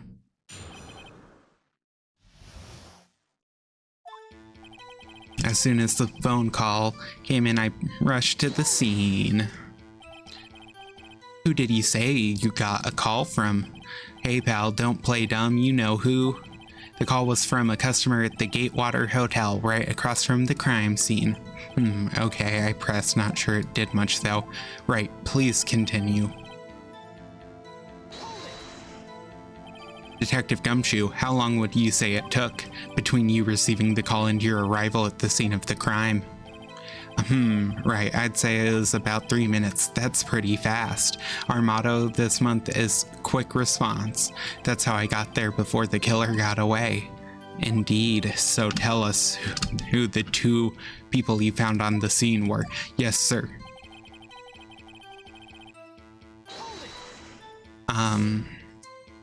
Are you absolutely sure it was us? Listen, pal, your dumb act will only get you so far. With her funky hippie clothes and your spiky hair, you two stand out like suspicious people at a crime scene. Well, he does have a point about her. She is pretty unmistakable. I should pick my points to press with a little more care.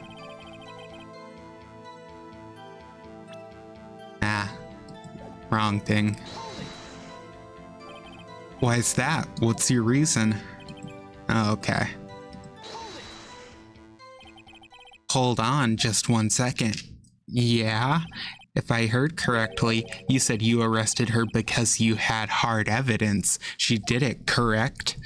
Huh? Did I say that? Me? I heard you say it. You did say it. You said it.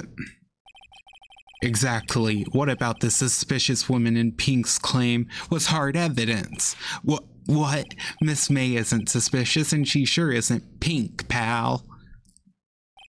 Well, I guess she is pink. That's enough, Detective Gumshoe. Do you have any more solid proof other than her claims, Detective? I guess pressing can have its advantages. Yes. Sorry, I got the order of things mixed up in my testimony, Your Honor, sir. There was something I should have told you about first, Your Honor. Very well, Detective. Let's hear your testimony again.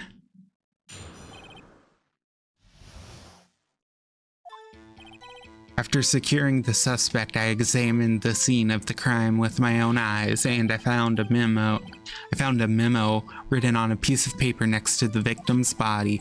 On it, the word Maya was written clearly in blood.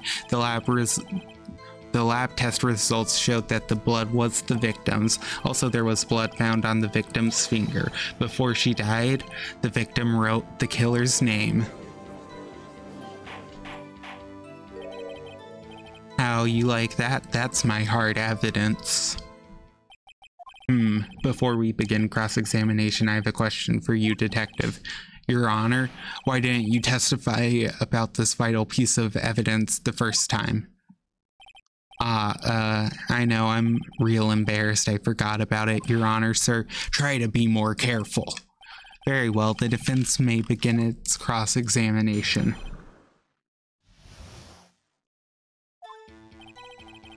Okay, so...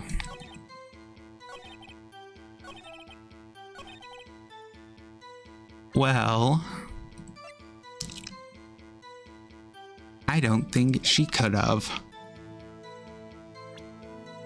I mean, if she died instantly, how could she?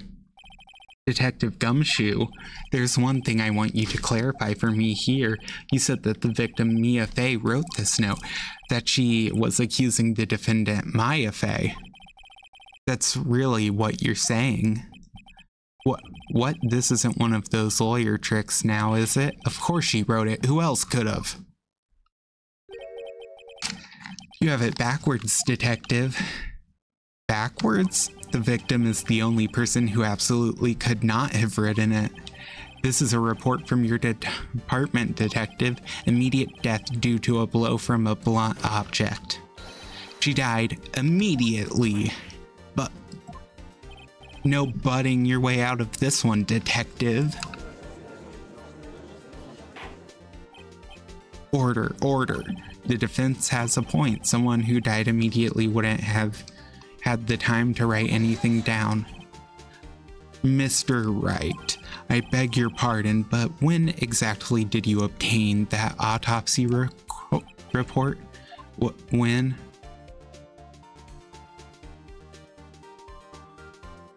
The day after the murder. It was the day after the murder. The prosecution's point being,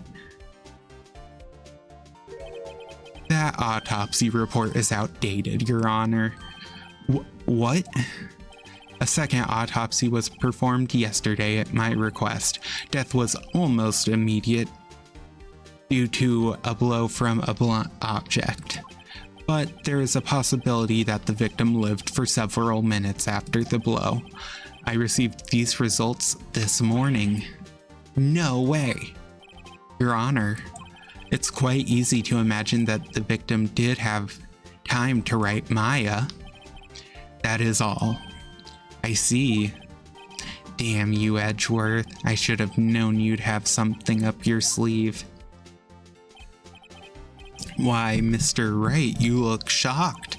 Something you want to say? That detective's a sham. Detective Gumshoe, you're a sham. How could you give me a faulty report? I thought Detective Gumshoe... I'm disappointed in you handing him the wrong report like that. I'm sorry, sir. You are at fault, Detective. This isn't going to look good on your evaluation next month. But... Your Honor, I submit this report to the court. Understood. The court accepts the evidence. Okay, it's been updated. Well, Your Honor, the evidence strongly suggests the victim was identifying the killer. I suppose that's the obvious conclusion, yes? Darn, this isn't good. The prosecution would like to call its next witness. This poor, innocent girl saw the murder with her own eyes. Let the witness, Miss April May, take the stand. Exactly what part of her is innocent?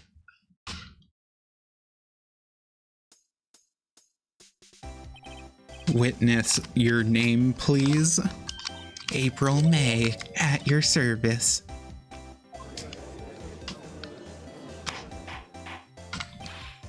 Order. An introduction should not require any reaction from the crowd. The witness will refrain from wanton weeping. Aw, yes, Your Honor. This is not good. She's already captured the heart of every man in this courtroom. Tell us where you were on the night of September 5th when the murder occurred. Gee, I was like in my hotel room, teehee.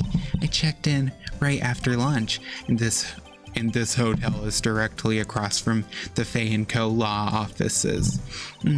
That's right, big boy.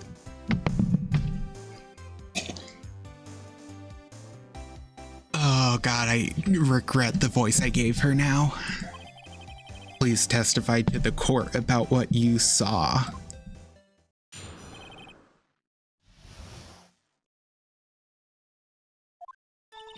It was like 9 at night. I looked out the window, you know, and then, ooh, I saw a woman with long hair being attacked. The one attacking her was the mousy girl sitting in the defendant's chair. Then the woman, like, dodged to one side and ran away. But that girl, she caught up to her and she hit her.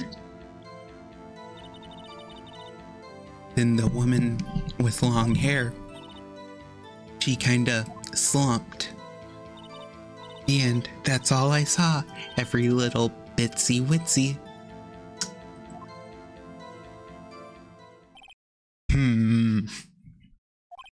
Well, Your Honor, I see it is a remarkably solid testimony. I don't see a need to trouble the witness in any... Wait, Your Honor. Yes, Mr. Wright. What about my cross-examination? I thought the witness's testimony just now was quite firm, didn't you? Mr. Wright, I understand you were Miss Mia Fey's understudy, were you not? You must know her techniques well. Her cowardly way of finding tiny faults in perfectly good testimonies. Hey, how dare you? Well, Mr. Wright, will you cross-examine the witness? Yeah. I'll gladly proceed with my cross-examination. If only because I have a feeling Edgeworth doesn't want me to. Very well, you may begin your cross-examination. Okay. It was like 9.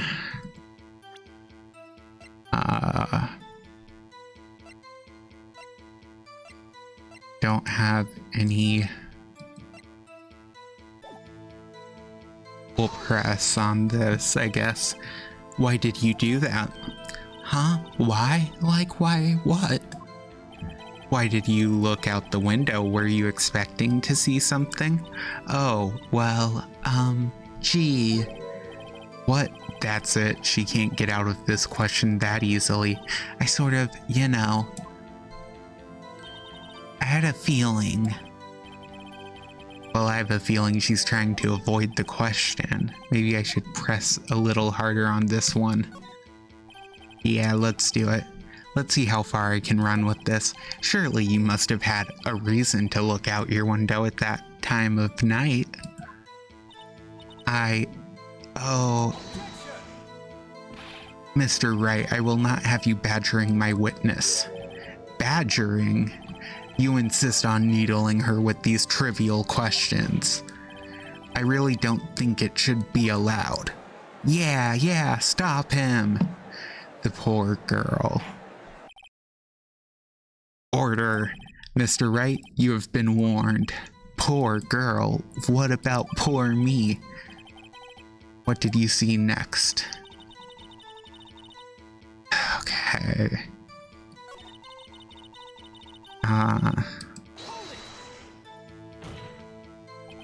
How do you know she was the defendant? Huh? Well, you know, she had a girlish physique. Women know these things. Look, I just know, okay? There was only one person at the scene of the crime with a short, girlish figure. The testimony is bulletproof, Your Honor. He's right. Hold on a minute, the testimony stinks. What? Miss May, I'm willing to bet that...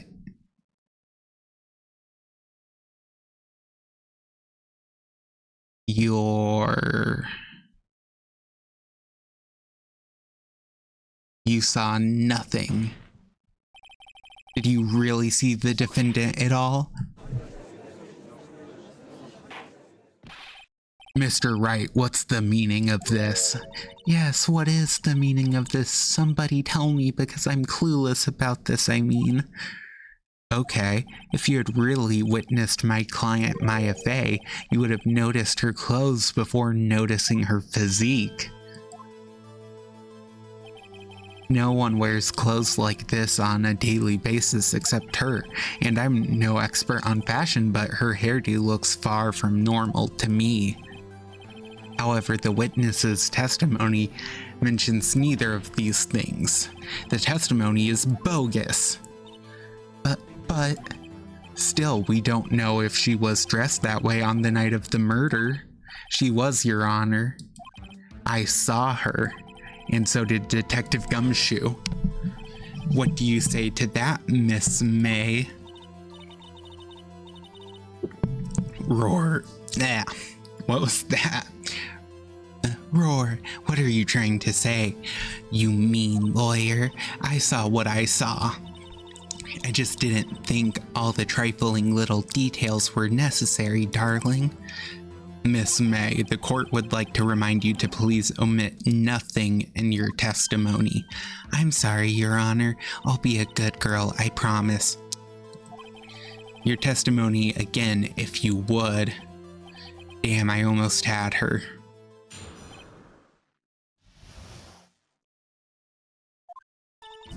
I did see everything, I did. The victim, the woman dodged the first attack and ran to the off to the right. Then the girl in the hippie clothes ran after her. And she hit her with that weapon. I saw it, I did. That clock, the kind of statue-y clock, the thinker, I think. Well, does the accuracy of my report not startle you, teehee? I see. I only wish you had been so detailed from the beginning. Please begin the cross-examination.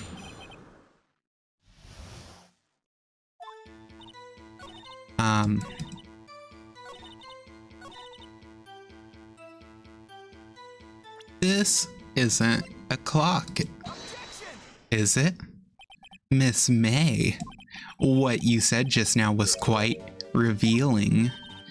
Revealing? Oh, you'd like that, wouldn't you, naughty Mr. Lawyer?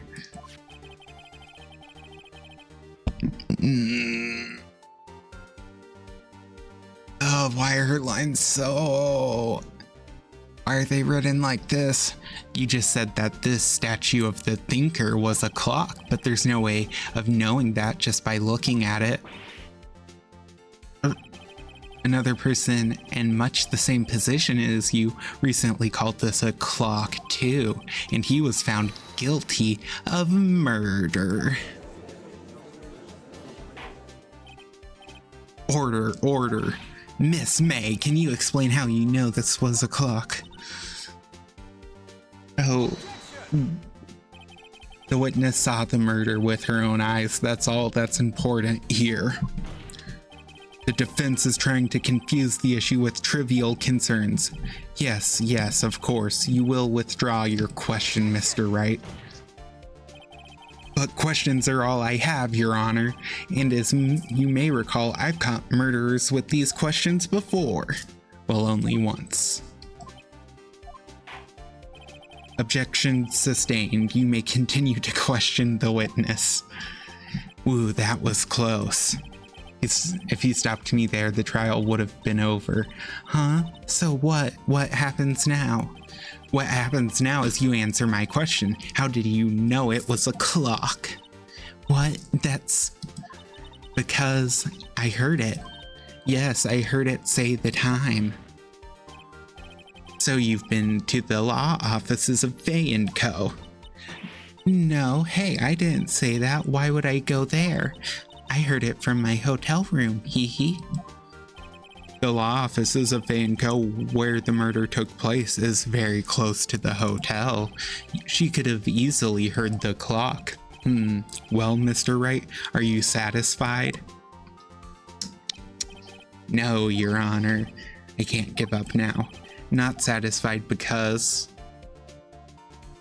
it couldn't have rung. Your Honor, members of the court, it is inconceivable that the clock in question rang. That clock is missing its clockwork. How could you possibly just take a look right now? Oh, See anything interesting, Your Honor? It is, as the defense says, this clock is missing the clockwork. It's quite empty. Mr. Wright, would you care to explain to the court the meaning of this? It is as you can see.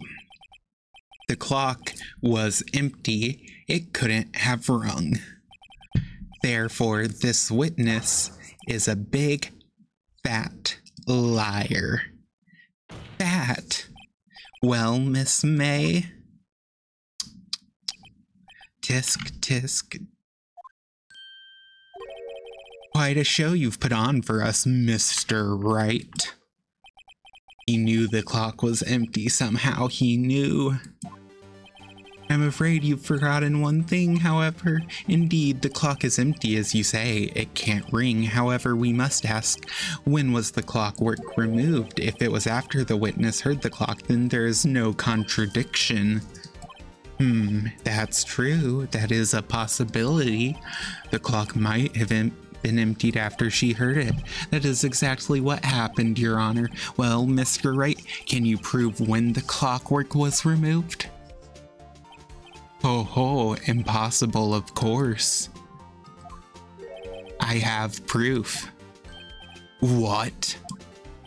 Wasn't it you who told me proof is everything? Well, I was listening, and now I'll show you the proof you like so much. The evidence that proves when the clockwork was removed is... Take a look at this. That's a very cute cell phone. Ooh, you have a girly phone. Wait, this isn't my phone. Listen. This is the defendant's cell phone, and it contains a recording. A recording of a conversation she had with the victim on the day of the murder. Order. The defendant's cell phone? This wasn't brought to my attention. Perhaps Detective Gumshoe overlooked it. The good detective better remember he's up for evaluation soon.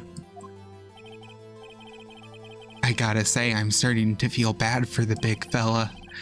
Let's hear the conversation. We've already went over this. Clock isn't working right now, not working, that's lame, blah blah blah. Your Honor, I think this makes it clear the clockwork was already gone by the time it was recorded, which was well before the witness even arrived at her hotel. Well, Miss May, would you care to explain this to the court? Just how did you know the weapon was a clock? Well, isn't it obvious? I saw that clock before. What store was that again? I go to so many. Oops, I forgot. So the witness had seen it before. That would make sense. Does the defense have any objections, Mr. Wright? Yes. The witness claims she had seen it before, but this directly contradicts a piece of evidence already submitted to this court. Well then, let's see it.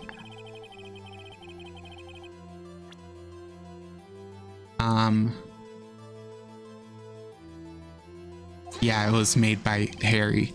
It's simple. This clock was never in any store ever. What? A friend of mine made that clock.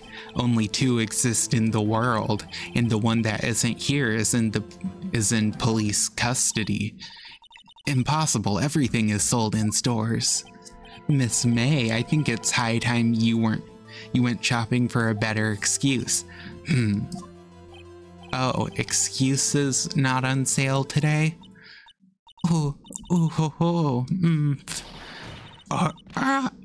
Is she gonna... Okay.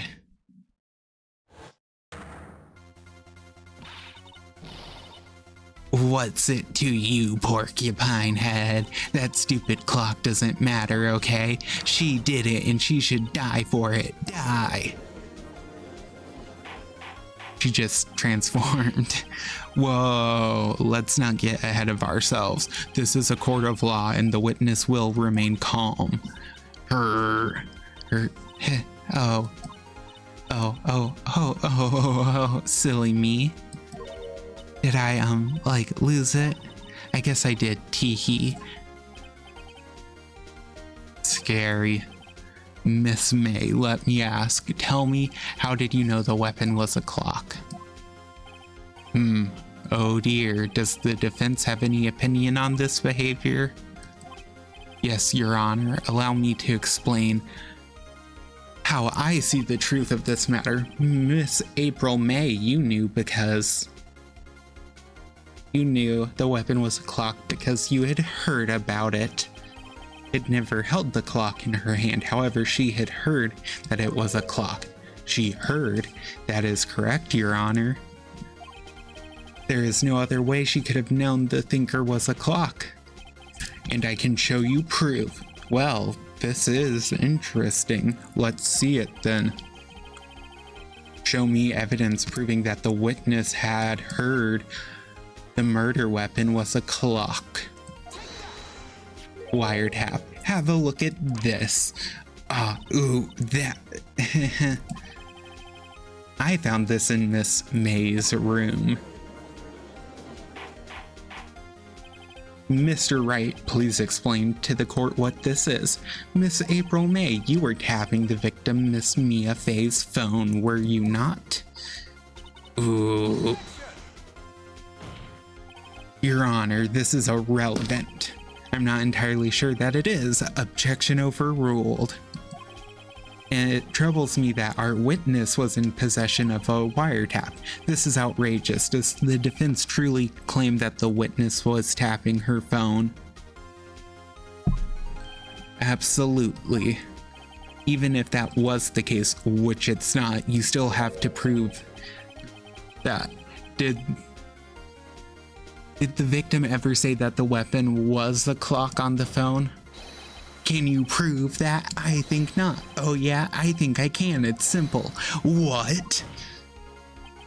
Here's my proof. Is literally the same thing we already presented. I present the defendant's cell phone. Yes, we've seen that. Listen once more to the conversation between the defendant and the victim. Blah blah blah, you haven't called in a while. Something to hold on to. Miss April May, you used a wiretap to listen to this conversation. That's how you knew the thinker was a clock. Am I wrong?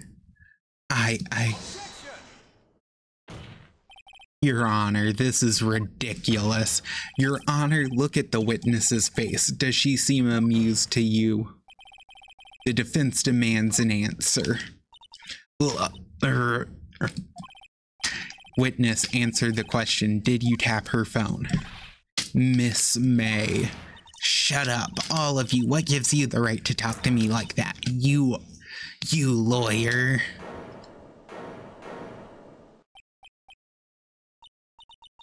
It's no fair, all of you ganging up on me like that. Oh, so I'm the bad girl, is that it? Is that it? That did it. The court's seen the real Miss April May now. Now to deal the final blow.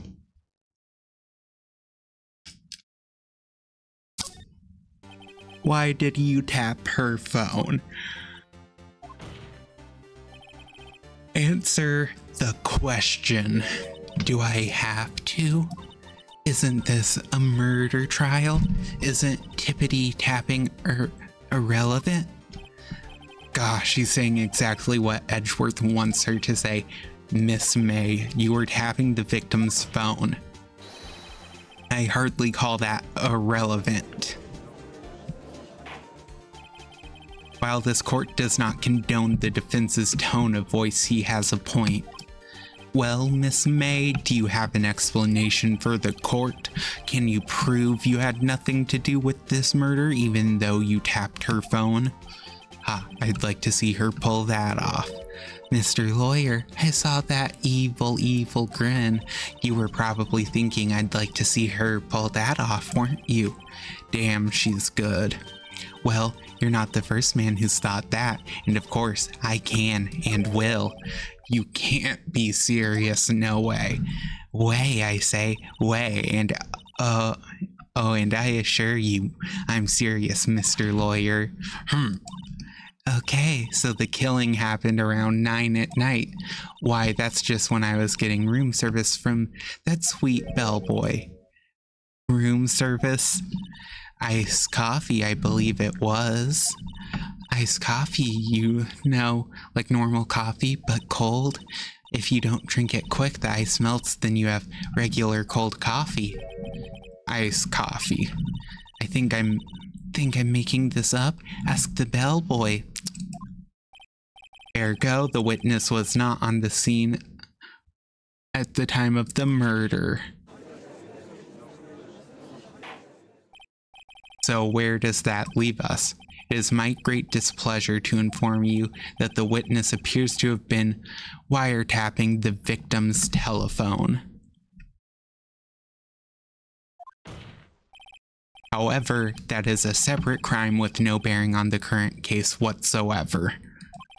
Her testimony stands. She saw the defendant, Maya Fey, commit murder. No, they're going to let her just walk away. There's no way I can win this unless I tie Miss May to the murder somehow. Well, come on, think of something. I don't think there's anything more I can do with Miss May.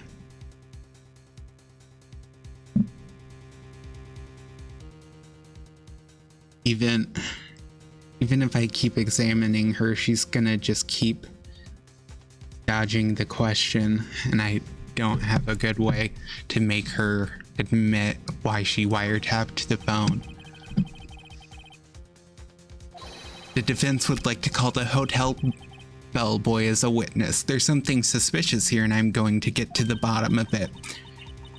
I think you've sunk in quite low enough already. I object to calling the bellboy. Why? What's your reason? Because I hold that wiretapping had nothing to do with the killing. However, if you agree to one condition, I consent to calling this witness. Condition?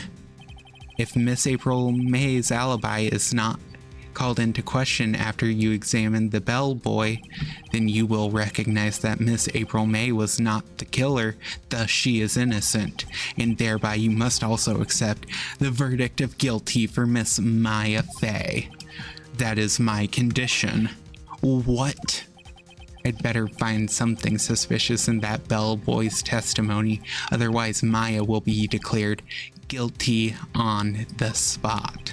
What should I do? We can't give up. Except for, I mean, literally, if we give up, nothing, we end up with the same result. Understood, I accept your condition. Fool, you fell right into my trap. Uh-oh. Very well, the court calls the hotel bellboy to the stand. I believe we're ready for the witness to testify. He certainly does look like a bellboy. Yes, sir. I received your summons in the middle of work, sir. I'm happy to be of service. The tea set looks rather heavy, so without further ado, the witness may begin his testimony. Very good, sir.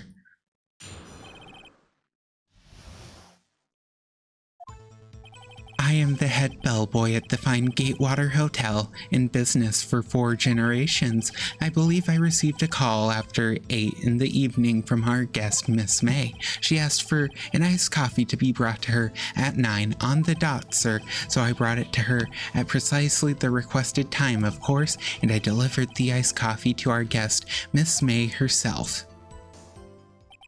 I see. The defense may begin cross-examination. Right, I'm ready. This is it. If I can't prove it, Miss May was involved with the murder. Now Maya will be finished.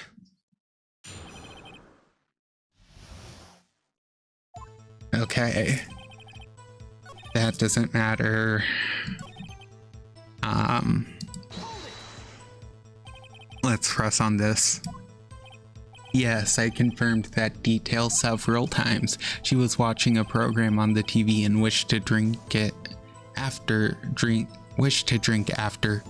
she finished, sir. 9 p.m., the time of the murder. I brought it to her at precisely the requested time, of course, and I delivered to herself. And you're sure it was Miss April May herself? Absolutely, sir. Absolutely. Yes, sir. As in, so very absolutely, sir. It's an endearing mannerism of mine. How come you're so very certain? Well, when I brought the room service, sir, the guest, sir, she favored me with an embracer, sir. Embracer, is that French for embrace? It's French for kiss, sir, but not a French kiss, sir, more of a peck on the cheek.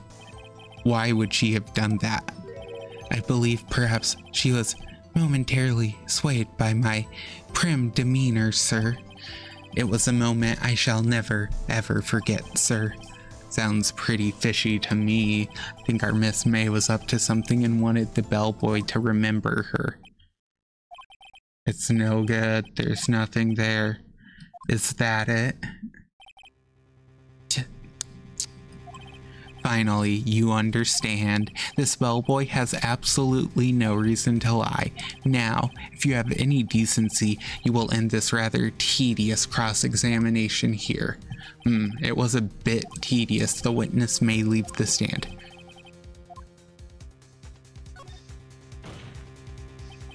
Wait, please wait. Yes, does the defense have something to add? One last question. Let me ask one last question. Your Honor, I must object. This charade of justice has gone long enough. Now, Mr. Edgeworth. All right, Mr. Wright, I'll give you one more question. That's all. Okay, this is really it now. This is my last chance. What do I ask him about? Check-in. Tell me about check-in. Tell me about when you checked in, Miss May. Oh, all right, very well, sir. My first thought was she was a beautiful, beautiful person. She's just my type of girl, so it was a disappointment, really. I see. Excuse me, what exactly was a disappointment? Well, I am not without charm, sir, but even I'd have a little chance with her lover there. What did he say? What did you say? Rather quite. Bellboy, tell us the truth now. Did Miss May check in with another person? I object. That was objectionable. Objection overruled. The witness will answer the question. Yes, I see. Why did you not mention this in your testimony? Well, sir, you didn't ask. Nice try. That's the sort of thing you're normally supposed to mention. Ah, yes, quite indeed. It was the, good barrister there, Mr. Edgeworth, who he asked me not to mention if I wasn't specifically asked, sir. Ugh, you fool.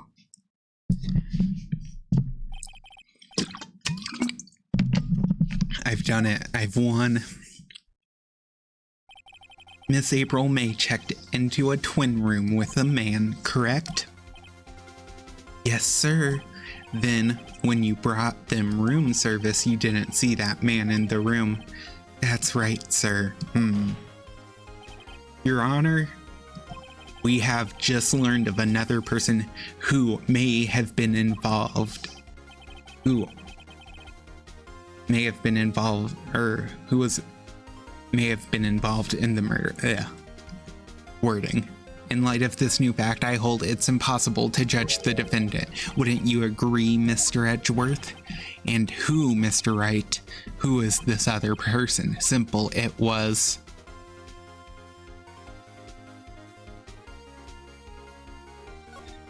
the man with Miss May. The man who checked in with Miss May. Ugh. Your Honor, as has been previously revealed, Miss April May was tapping the victim's phone, yet Miss May herself has an alibi at the time of the murder. However, that does not clear the man that was with her. The bellboy saw no one else in the room at the time of the murder. My, what a convenient little setup, but it's too late. Too late? I suppose you'd like that. Like it if it was too late, wouldn't you? After all, it was you who hid the presence of the other man from this court. Ugh. Upstart. Amateur. These accusations are ludicrous. Enough. The court acknowledges the defense's argument. I expect the prosecution and defense to look into this matter fully. And am I understood? Yes, Your Honor. That is all today for the trial of Maya Fey. Court is adjourned. We made it through day 1. Mr. Wright, you were amazing in there. Really? I think I might be your newest fan. Oh, I was just doing my job, you know. Then again, that other attorney was pretty cool too, huh? That face of his with his eyes wide and trembling lips, it sent shivers up my spine. If you say so. So what happens with me? Do I get to go home now? Well, no, I don't think so. Not yet. Oh, I see. But I got a great lead in today's trial. A lead? That means with Miss May. That man with Miss May, he's the key. Oh, I get it. What happened to Miss May after that anyway? I heard they arrested her. Guess she's learning her charms won't work everywhere. She's probably at the detention center now. I may have to go down there later. Anyway, this case is far from closed. Yes, sir. I'm going to find out more about this man. Do you think he was the one who... Maybe so. Sis, don't worry. I'll find him by tomorrow. I promise. I'm counting on you. As for a full record of April May's testimony, I thought it might come in handy during the trial tomorrow, but now that I have it, I'm not so sure. Most of her testimony was all lies. In fact, there's only one part that hasn't been stricken from the record. I don't know how much good this will do me at all now. Anyway, time to hit the pavement and do some investigating. Maya doesn't belong in that detention center, and it's up to me to set her free.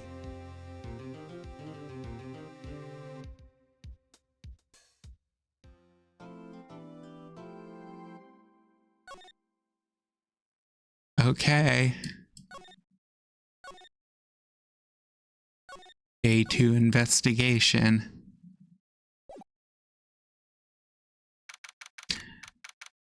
Detention center visitors room. Oh, hello. I didn't expect anyone to visit me in such a dank place as this. It's really quite moving.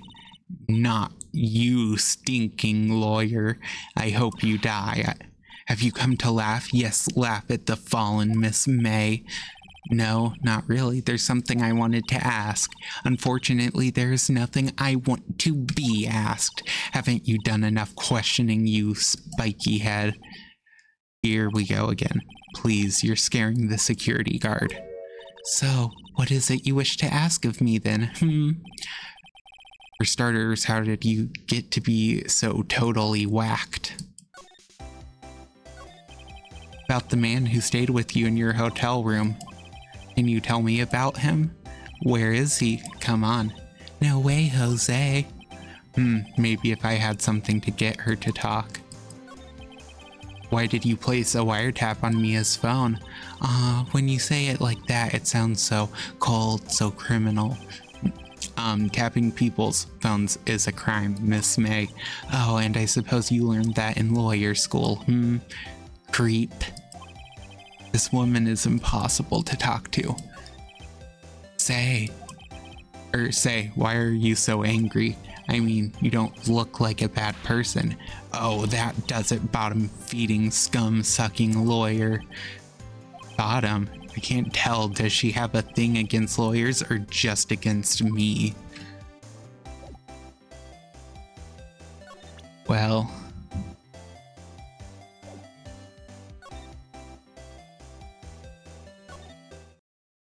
there's probably nothing for me to do here. Cool.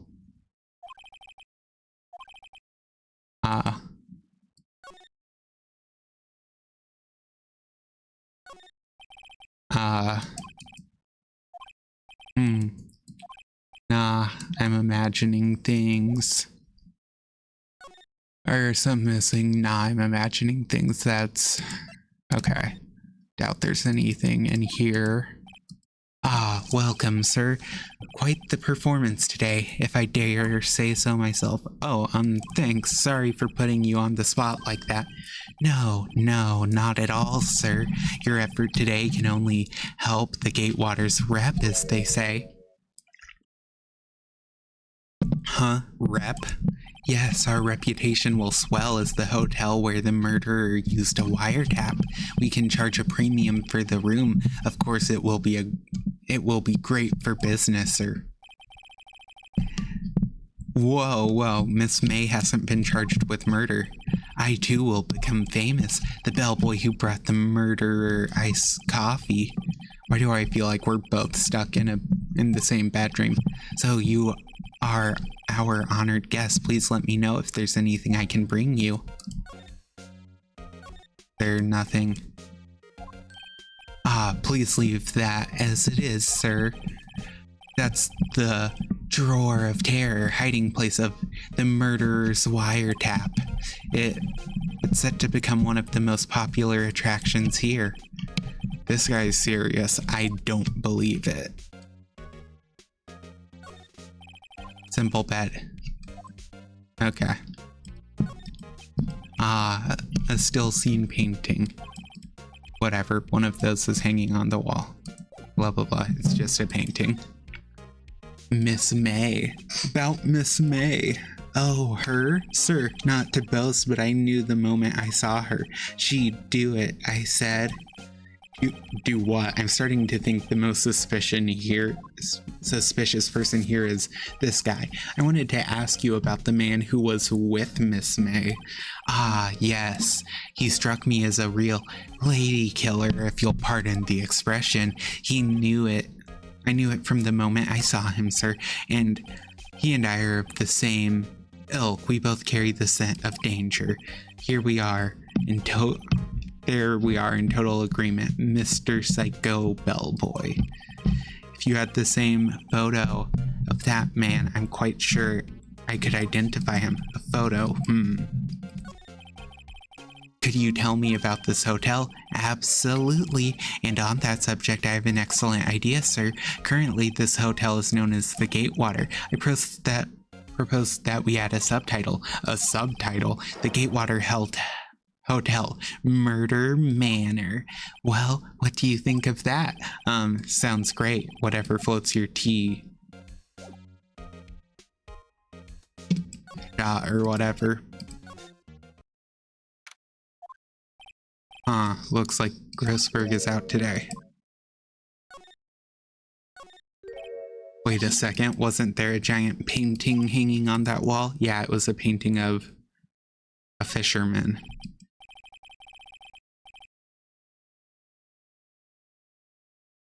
Wasn't it? It was a very memorable painting.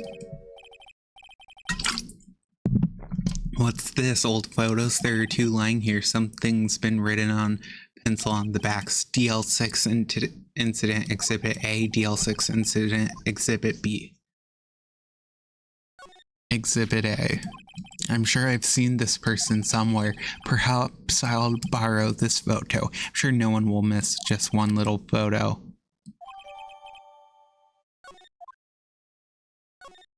Well, yeah, we're gonna swap because I need this one first.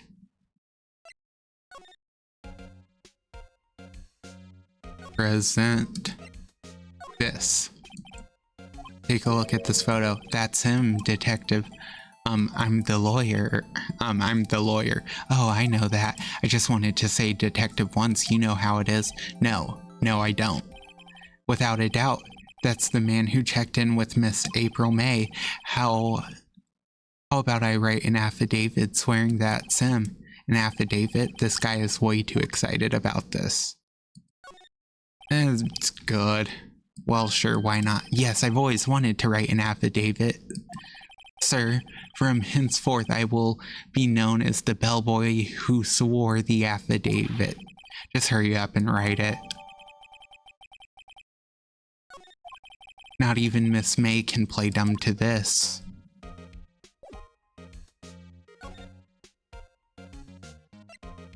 Well, I guess we'll head to you again. Can't you take a hint and stay gone? Hey, the only reason I'm back here is because you won't talk to me. Oh, so it's my fault now. You just don't have You don't just have spiky hair, you also have a spiky heart. That does it. When this case is done, I'm shaving my head. That man. About the man who stayed in your hotel with me. Look, he's being accused of murder. I don't think you want to be protecting him. Would you have sold out the late Miss Faye to the cops? No. See? Damn. Maybe if I had something to get her to talk. Yeah, so I just have to present it. Have a look at this. Look, I've said several times I'm not telling you. Where did you... A reaction. This is him, isn't it? What? Who? When? Why? It is him. This is the man who stayed in your hotel room the night of the murder. No, that's not right. Nice try, Miss Cooperative. Do you have proof that it was him? Yeah, proof. Show me proof. I'm so close. Actually, really hate your guts. Thanks, I noticed. Oh, wrong one. I meant this one. Could you have a look at this? What's that? The bellboy's affidavit. It tells us everything he saw, such as the man you checked in with, who was most definitely this guy. Now I'm getting somewhere. This is it, all or nothing. Time to do a little bluff. No use playing dumb, if indeed that's an act. If you don't talk, I'm taking this info to the press. What? Even though he should have been witness to murder, your little friend was missing. I'm sure the press would have a field day with his reputation. Ooh, fine, I'll talk. You win, lawyer. Yes, man, that felt good. It's great to be alive. Why are you pumping your fists in the air? Now, tell me about the man you were with. That man, he's my boss. Red White, the president of the information gathering conglomerate Blue Corp. Okay, so this man's name is not so subtle. Red White of Blue Corp. He's supposed to be an American CEO stand-in. Red White. Information gathering. Well, I suppose you could call it a detective agency. You're good. Do whatever. I don't need people to constantly be chatting if they don't want to. So this is the man that was with you at the night of the murder. I'm scared to talk. I don't want to end up like her. It's okay. I'll just ask Mr. White himself. Can you tell me where Blue Corp is located?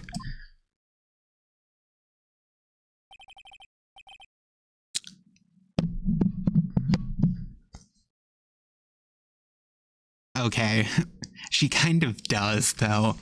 I never noticed that. She's supposed to be cat-like, but she does kind of look like a squirrel. Huh. Weird. Finally a lead on this guy. If April May couldn't have done it, that leaves him. Time to take action. Bellboy's affidavit discarded. Well, nothing left to do there. Alright, this is getting ridiculous. Okay. Here he is. Aha, you again. Hello, Mr. Grossberg. Well, you were quite the thing, my boy. Excuse me? The trial. He was there. Reminded me of myself when I was a youth. I guess something got passed down through Mia, maybe. It brings back memories, it does. Ah, the days of my youth. Like the scent of fresh lemon, you see. I apologize. It was all a bit too much for me, my boy, seeing you today. I appreciate the reminiscing, but I'd much rather you gave me some information. Today's trial. So you came to see the trial? Yes, I did. Something was bothering me all last night, you see. I couldn't get a wink of sleep. Really, what was that? Well, you see, it's just Mia's sister, that poor girl. My boy, I owe you my thanks, truly. I don't know what I would have done if things had gone poorly for the girl. If you were that worried about it, why didn't you offer to defend her? I asked before, but why did you refuse her request for defense? I think I have a right to know. A right, Mr. Wright? No, I'm sorry. It's just I need more time to think about it, my boy. He does seem troubled about something. Maybe I can find something that will inspire him to talk. The other day, I'm sure there was a big pretentious-looking painting on that wall. Pretentious-looking? Well, you know, the one I mean. Anyway, where did it go? Ah, yes, well, I got rid of it. Got quite tired of the thing, really. I sold it, you see. Yes, that's right. Sold it? I'm not sure I buy that. Wasn't that painting rather important to you, sir? Did something happen?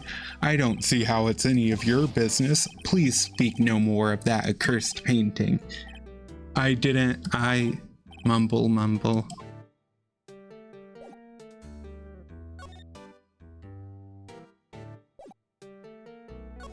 Present. This dude. Excuse me, I was wondering about this photograph. Where did you get that? Give it back at once. I'm sorry to have taken it without your knowledge, but I have to know, who is this man? He was most likely in April May's room on the night of the murder. What's that you say? Are you quite sure, my boy? What has him so flustered, I wonder? I beg your pardon, but I must ask you to leave. I need to be alone. He's fallen silent as a stone, a rather large stone. I guess I should return that photo.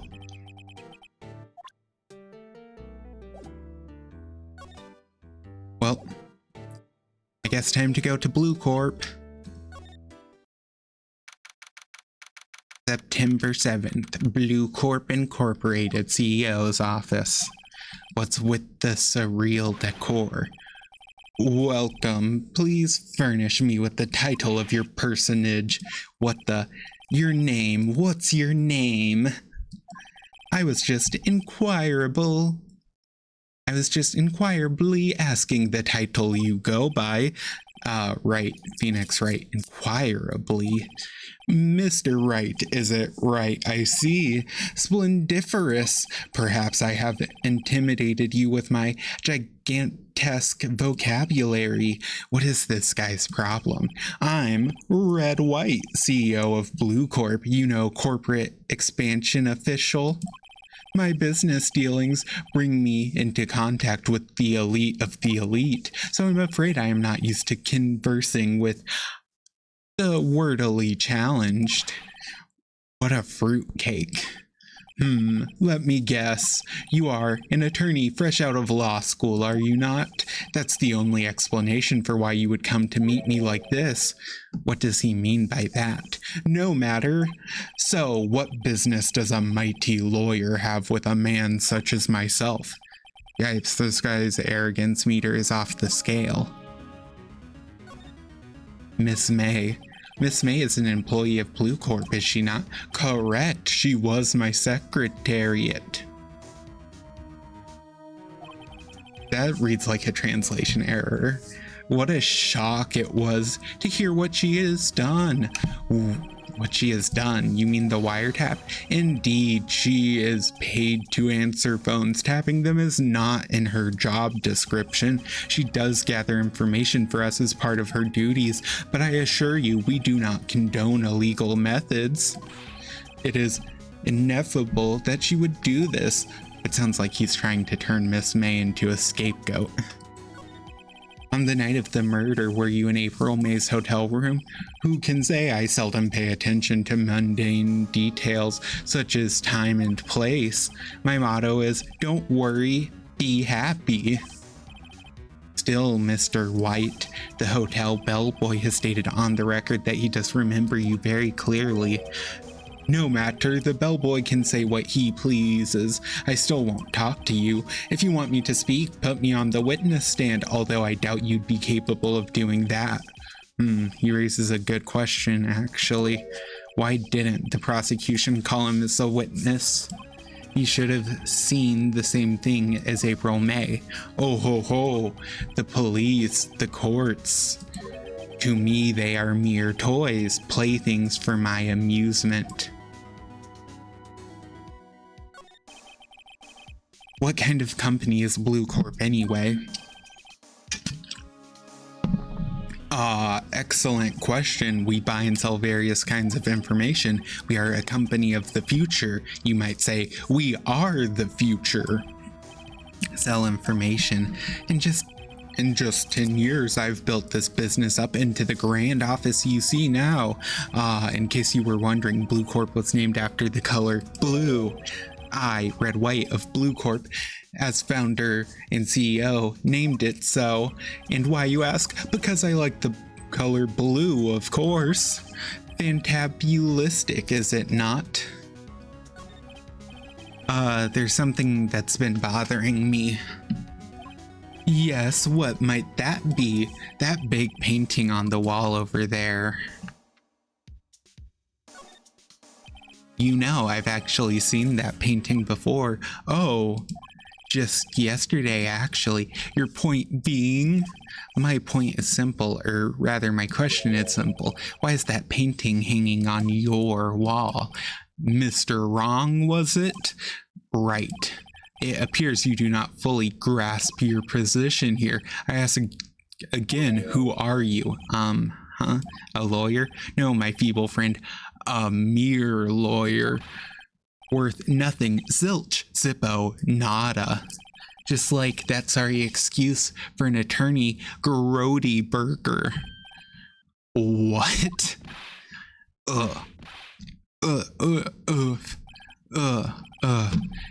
He punched me. Well, Mr. Lawyer, what will you do, Charge me with assault? Charge away, I welcome it, for it is you who will be found guilty. Also, that's not assault, that's battery. What? Heed my exposition. The police, the courts, they all do my bidding, so you say. But I wonder, is that kind of control really possible? I don't expect you to understand. It is a world beyond your compensation. You came here from Grody Burgers, I presume. Mr. Grossberg's, yes. Then you must ask him, why is it that this painting of his hangs here? Perhaps then he will tell you. Perhaps he will explain how a man can live life purely for personal profit. Go now, skedaddle. There is nothing more to discuss.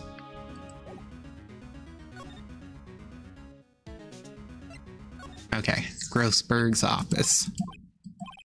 I don't think he's noticed me. Jumping Jehoshaphat's. Oh, you. What's wrong? What's wrong? You looked so pensive, like an old man at the end of his days. I'm not senile yet. I was just thinking about this whole mess. Something's really bothering him. That much is clear. Mr. White. So I paid Blue Corp a visit. Oh, I see. Mr. Grossberg, if I have to admit, something has been bothering me. Oh, what is that? Well, out with it, my boy. You see, it's just that big. Mr. Grossberg, sir, there was a giant painting hanging right there the other day, was there not? The one you said you had no intention of parting with? Well, I saw it today. It was in the CEO's office at Blue Corp, Red White's office. So, you noticed. I suppose I should have guessed you would. It is a large painting. Mr. Grossberg, I know you and Mr. White are connected somehow. Connected, you say? Yes, and I know what it is. Oh, I could have selected your lovers, I guess. Mr. White has something on you, doesn't he? Blackmail. I think that painting is fairly gaudy proof. Very well, this may be the chance I've been waiting for. Maybe it's time to get this off my chest so I can finally rest easy again. After all, you were Mia's understudy. Perhaps it was fate. What's he talking about? Red White is a man who makes his living through intimidation. Blue Corp is a company that excels in finding people's weaknesses, I'm afraid. I've been paying them for 15 years now. 15 years, all because of the DL6 incident, as you may have guessed. The name on the back of the photographs. As you suspected, I could not stand in defense of Maya because of this. White would have destroyed me if I did. So that's the connection. It is hard for me to tell you this, my boy, but arresting Red White will be nigh on impossible. Impossible? Why? He has information on everyone. It gives him an iron grip. He owns judges, attorneys, prosecutors, police, and politicians. What? They are bound, unable to do harm to themselves, and therefore to him. Don't look at me like that. What you see is nothing more than the weight of many years.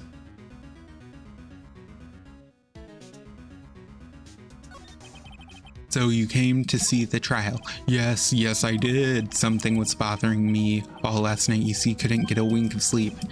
Really, what was that? Well, you see, it's just Mia's poor sister. Okay, that's just a repeat. Right? No, I'm sorry. Okay. We're skipping the repeat dialogue. What is the DL6 incident? DL6 is nothing more than the sorting code the police gave the case. It was 15 years ago now. I received a request from a medium, a spirit medium. A medium. Her name was Misty Faye.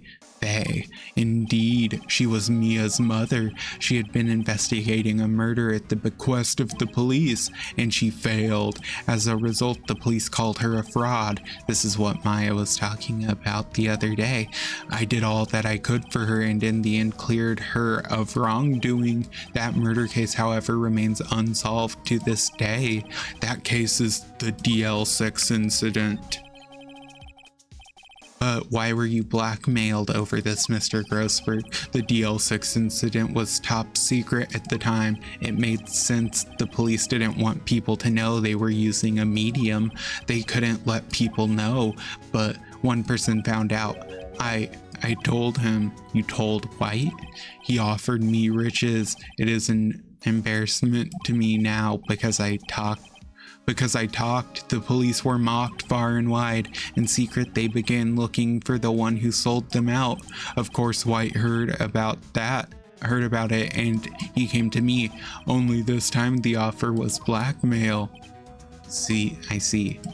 White controls the law of this country as he sees fit. Yet, if you would still challenge him, have a close look at Mia's office. She followed his every move for years. She may have recorded something of what she found. Okay. It's funny, looking at this room, it seems normal. Hard to imagine a murder took place here. Mr. Grossberg said there would be clues. Maybe I should have another look. Maybe it's in her cases. They're in alphabetical order. Which file should I look at? E through Z. E, U, I know W, White. The entire W section is missing. Was it taken?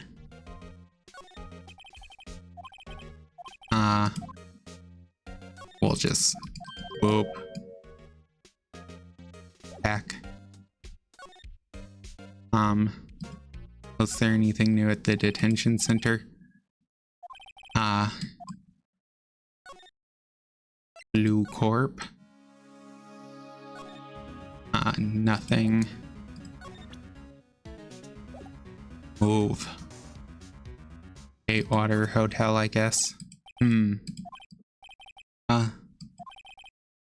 La-di-da. La-di-da. Money making. I got the money making blues. Well, I guess I can go back and see if he... Well... There's really, like, nothing else I can do.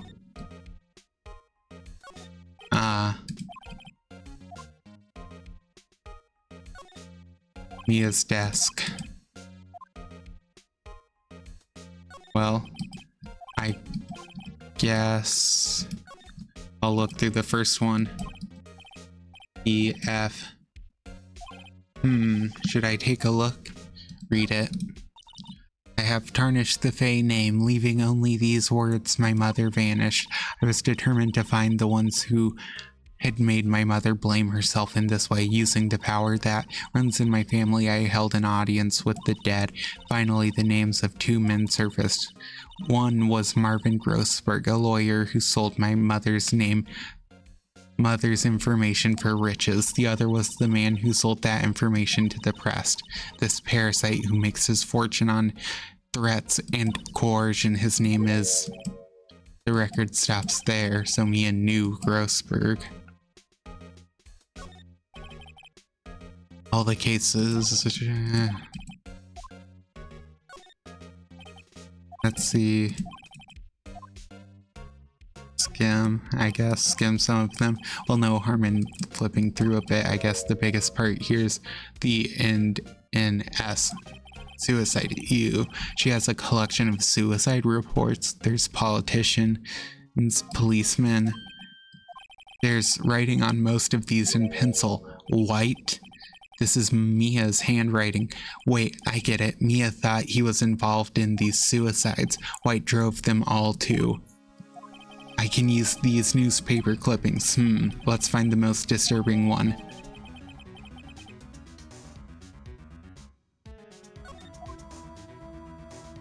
Okay. Now I guess I move back to Grossberg's office and see... Nope. Maybe I can talk to Maya. Nope. So... Well, aren't you persistent? Sorry, but there's something I have to ask you. Well, Mr. Lawyer, I really hate having to repeat myself, but it seems that the message has not yet penetrated your thick skull. Stop bothering me. If you try my patience further, I fear a nasty accident may occur. Do I make myself clear? Transparent. I think we're past needing to talk about April, May. What's the matter? You seem distressed. Your hot gaze is giving... Stop that. Your hot gaze is giving me goosebumps. There's no point asking someone this crooked a straight question. I need some evidence I can use as ammo. What's wrong? Is something stuck to my face? Why, yes, there's my eyes and my nose and my mouth. But of course you need not restrain your mirth, my friend. It's okay to indulge in my cosmopolitan sense of humor. I will not think less of you. Back, present, boop, present. This is the only clue that Mia left me.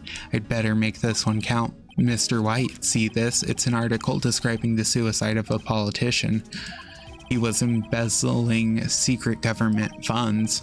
Then one day word got leaked to the press. The very next day he took his own life. And this concerns me. How? I found this article in Mia's office. Miss Mia, she had a file filled with articles like this. Every one of them was labeled with a single word, White. Mr. White, I know what you did to this politician. You blackmailed him. You were blackmailing him. Blackmail? Not just him either. You were threatening and coercing hundreds of others. You were involved in all of the suicide cases that Mia investigated. This company is built on blackmail. I'm right, aren't I? What a bizarre accusation. Mr. Wrong, what is it that you should be doing now? Investigating me? No, I think not. You should be searching for the one who killed Miss Mia. Secretary's office, hello. Mr. Wrong will be leaving now. Yes, sir. I'll send someone right away. Wait a second, Mr. White.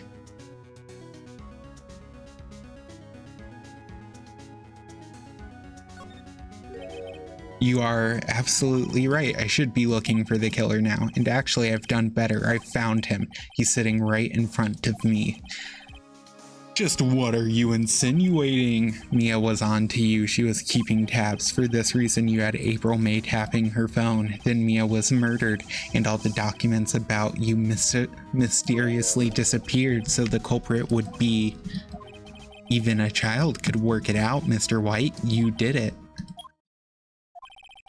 Secretary's office, we won't be needing an escort for Mr. Wrong. Instead, please connect me to the public prosecutor's office. Of course, sir. One moment, please. White, that you? What are you doing calling me at a time like this? Hello, Chief Prosecutor. I've changed my mind. I want to testify tomorrow. What's this about? The Mia Fey case. I witnessed the murder, you see, and thus as a very important witness, I would like to testify. What? Why now? I thought you said you didn't want to go to court. Quietude. I told you I changed my mind, didn't I? Oh, and on one other thing. Send the police over here right away. The man is standing right in front of me. He looks dazed, but could be violent. What man? Are you even listening? The executioner, the hatchet man, the liquidator, the killer man. What? Mr. White, this isn't another one of those. Chief Prosecutor, I do not believe you are in a position to freely offer your opinions to me, correct? I'm telling you to send the police now. Did I not tell you, Mr. Wrong? You are a mere lawyer, as was Miss Mia. How dare you? I'll point the finger at you and you will be tried as Miss Mia's killer. The case is as good as settled. No lawyer of any worth will defend you. I have friends in the local lawyers association, you see. You'll be given a lawyer so stupendously inept that they make even you look competent. I feel faint. Detective Gumshoe reporting, sir. Ah, Butts, Harry Butts. Right, actually. Phoenix, right? And my friend's name is Larry. Oh, right, sorry, pal. Butts was that murderer, right?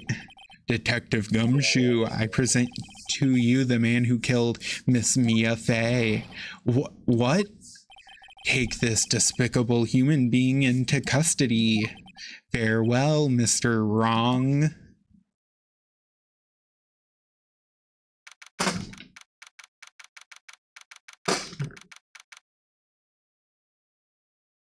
Okay.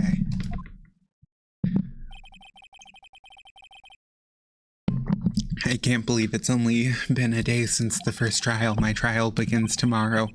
What's going to set a trap for me, and the prosecution will be in on it, of course, Edgeworth included. An attorney was assigned to me by the state yesterday. I refused. I had an idea. Right, Mr. Wright. Oh, Maya, great. They let you out of detention. Just now, yes. It's all thanks to you. Huh. Now I'm afraid we've switched places. What, you mean you? I explained what happened to Maya. I don't believe it. How many people does that man need to destroy before he's satisfied? My mother, my sister, and now you? This has gone too far. Mr. Wright, please tell me, is there anything I can do? Well... Alright, you can be my defense lawyer for tomorrow. Alright, what, huh? Leave it to me. I am Mia's sister after all. Lawyership runs in our blood. Wasn't it ghost powers that ran in your blood? I'd better run to the bookstore and pick up a copy of Law for Rookies. Wait. What? I'm kidding. It was a joke. No way. No, really, I was kidding. But thanks, it's good to know you're on my side. There really isn't anything you can do for me anyways. But I can't just sit here and do nothing. You gotta give that man a piece of my mind. Just a piece? Okay. Then come to the trial tomorrow. Okay, I'll be there. I'll show them a thing or two.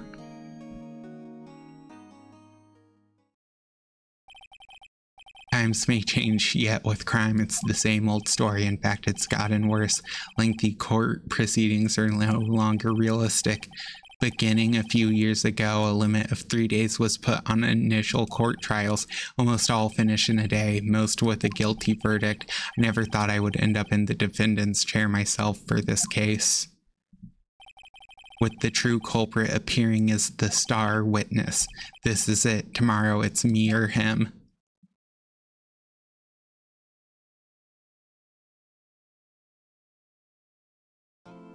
Okay.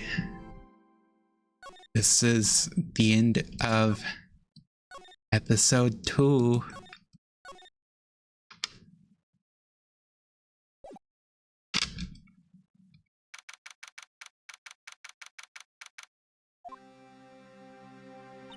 Well, I guess this is it.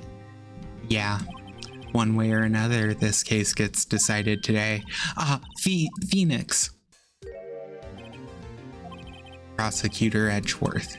I received a call from the chief prosecutor's office yesterday.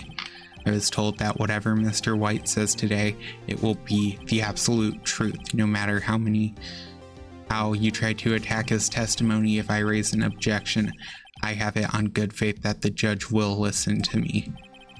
Does White have the judge in his pocket too? So you're saying I'm going to be guilty, end of story? I will do anything to get my verdict, Mr. Wright, anything. Why? How can you torment an innocent person like this? Innocent? How can we know that? The guilty will always lie to avoid being found out. There's no way to tell who is guilty and who is innocent. All that I can hope to do out there is get every defendant declared guilty, so I make that my policy. Edgeworth, you've changed. Phoenix, you know him? I don't expect any special treatment, Phoenix, right? Phoenix, well, court will be starting soon. What? But wait, your defense attorney isn't even here yet. They're not. I'll be defending myself. What? Okay, let's do this. Okay. Here we go. Court is now in session for the trial of Mr. Phoenix Wright. The prosecution is ready, Your Honor. The defense is ready, Your Honor. Mr. Wright, are you sure you're up to doing this? Yes, Your Honor, I will be defending myself. Understood. Very well, Mr. Edgeworth. Your opening statement, please. As the details of the event are already quite clear to the court, today we will hear the testimony of a witness to the defendant's crime. I see. The prosecution may call its witness. That went far too smoothly. Why didn't the judge ask Edgeworth why his witness didn't testify before? It's like he already knows why. If anyone's going to raise an objection about this, it's going to be me. I suppose it's me. Mr. Edgeworth, you owe an explanation to the court. Why didn't this witness testify in the trial against Miss Maya Fey? I'm ever so sorry. Mr. White is a busy man, and besides, at the time, I thought that Miss May's opinion was all that would be needed. Again, my sincerest apologies to the court. Excellent, Mr. Edgeworth. I appreciate your demeanor. Great, he gets to show off and I get nowhere. I would like to call Mr. Red White to the stand.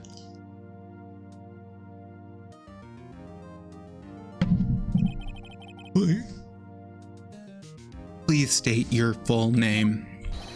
You wish to know the title of my personage. Your name. Yes, that is what I said. Oh dear, do my locutions confuse? Name. These two are great together. My name is Red White, but my friends call me Blanco Nino. I am the CEO, or to use a more common term, the president of Blue Corp. Did you know the victim, Miss Mia Fey? That would be a negatory. No, I didn't. You were at the Gatewater Hotel the night of the murder. Correct. And you witnessed the murder from there. Ahem. Why tell you what you already know? Very well, Mr. White. You may begin your testimony. If I can't rip this guy's testimony apart, I'm done for. Why do I always feel like it's the end of the world and I'm the last man standing? Ho ho ho! I hope you have made your peace with God, Mr. Lawyer. Let him have it, Phoenix. Okay. Let's see, it was about 9, I believe. I was quietly that's reading to you some papers by the window. Then I heard a bedlam coming from the outside. Surprised, I turned to look at the building across the way. It was that when I saw him, a spiky-haired man attacking a woman with long hair. Needless to say, that man was none other than you, Mr. Lawyer. I called Miss May over at once. She was too flabbergasted, of course. The victim, she ran away, but you gave chase. Finally, there was a terrible impaction, then it was all over. If things occurred as you testified, then I'm afraid the defendant is guilty. Very well, defendant, Mr. Wright. Your cross-examination. Yes, Your Honor. Okay.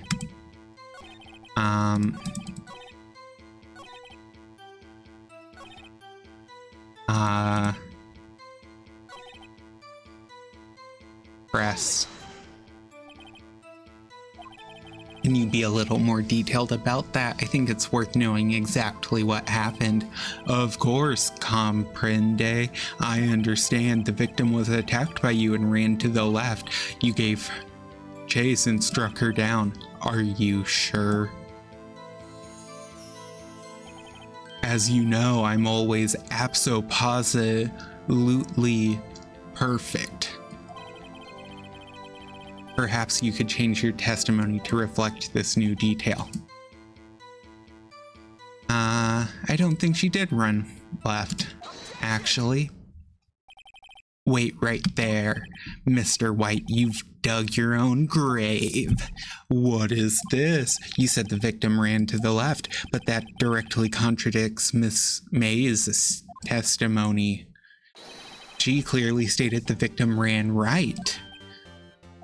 Oh ho ho, it is simple. You have misheard her. I think not. Look at the floor plans. If the killer was here and the victim here, if the victim ran to the left as you claim she did, she would have been running directly away from the door. She would have been running into a dead end. Don't you find that odd? Very strange. I did see her run to the left, I did. Phoenix, look at his face. I don't think he's lying about this one. True. Maybe he really did see the victim run to the left, so he did witness the killing. Wait a second, Mr. Wright? Yes, Your Honor. Miss May says right and Mr. White says left. Can you explain this contradiction to the court? Both are right. Both witnesses are telling the truth. Ha, I doubt it. Rather, that does not clear up the contradiction. There is one scenario that would explain their conflicting accounts. What? Obviously, the witness was not viewing the crime from the hotel. Mr. Wright, what do you mean? Yes, what do you mean? He was not viewing the crime from the hotel. If he was not in the hotel, where could he have been? In the law offices of Fay & Co., of course. More specifically, he was standing here.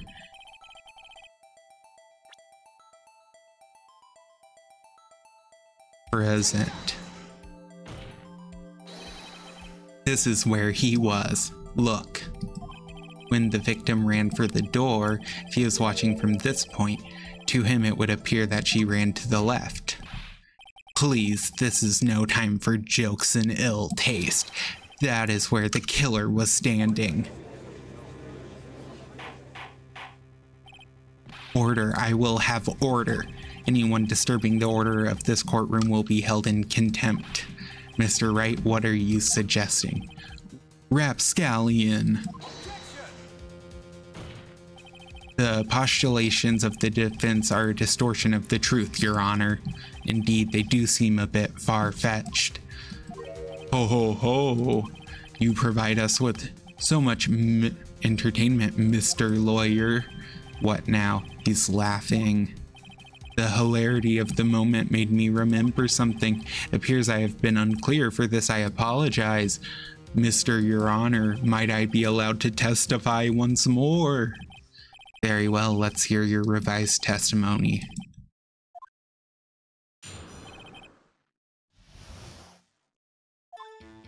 Miss May's testimony was correct, as was mine. When you assaulted the girl, she first ran to the left, then you hit her savagely. That is what I saw. Next, with the last of her strength, she ran to the right. You chased her and delivered the final blow. This is what Miss May saw. You see, you hit her twice. Don't you remember, Mr. Lawyer? That does seem to make sense. Will you be cross-examining the witness's testimony? You bet I will. I mean, yes, Your Honor.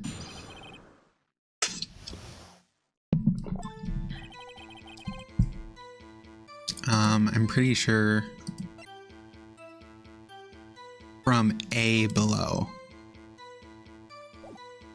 Yeah.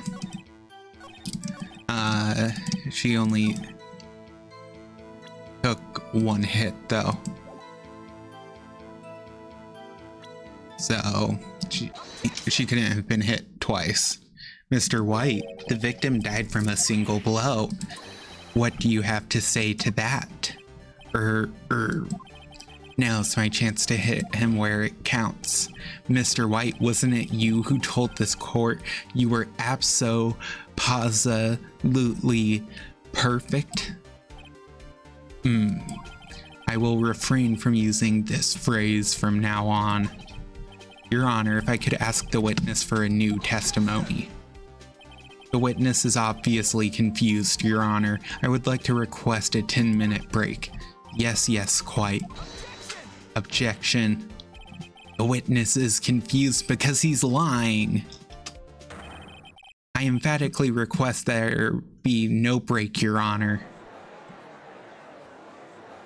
Don't let him get away. Yeah, we want justice. Very well. If the witness would care to revise his testimony, the crowd's on my side. No slipping out of this now. White. Mr. White.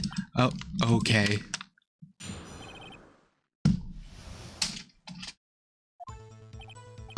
Well, see, I looked at the other window when I heard that thing fall. The next moment I saw Miss Mia run to the left. The killer, you attacked her, but she dodged. And then she turned and ran for the door.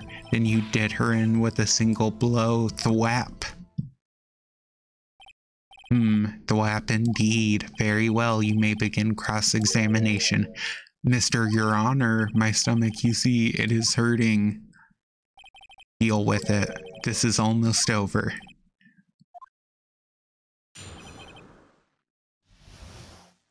Okay, come on. When you heard that thing fall, what exactly was that thing? Huh? Oh, that, the glass light stand. Right, the one that had fallen over at the scene. Phoenix, doesn't something about that strike you as odd? Yeah, very odd. We'll press further. Huh? What? You're saying you saw the glass light stand? Yes? Then change your testimony to reflect that. Sorry, my bad. Okay, of course.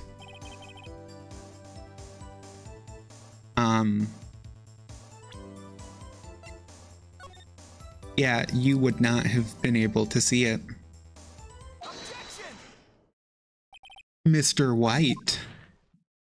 It was impossible for you to have seen the glass stand. What? Look at this. These are the floor plans to the scene, yes? Correct, Your Honor. Now look. If you were to look through the window at the office, this is the area you would be able to see here. Well, note that the stand is not within the visible area. Well, Mr. White, what do you have to say to that? Ridiculosity. Mr. White, if you were in the Gateway Hotel as you claim, you could not have seen the stand before it fell over. In fact, you wouldn't have been able to see it after it fell either. There was no way you could have recognized the broken shards as a glass light stand. So when did you see the stand, Mr. White? It must have been the moment that it fell. The only place you could have seen that from is inside the Fey Law offices. In other words, you were at the scene of the crime when the murder took place. Gah!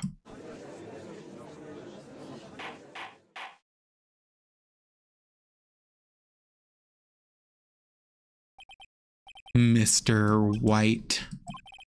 Mr. White. You did it, didn't you? Mr. Your Honor, I, Miss Mia.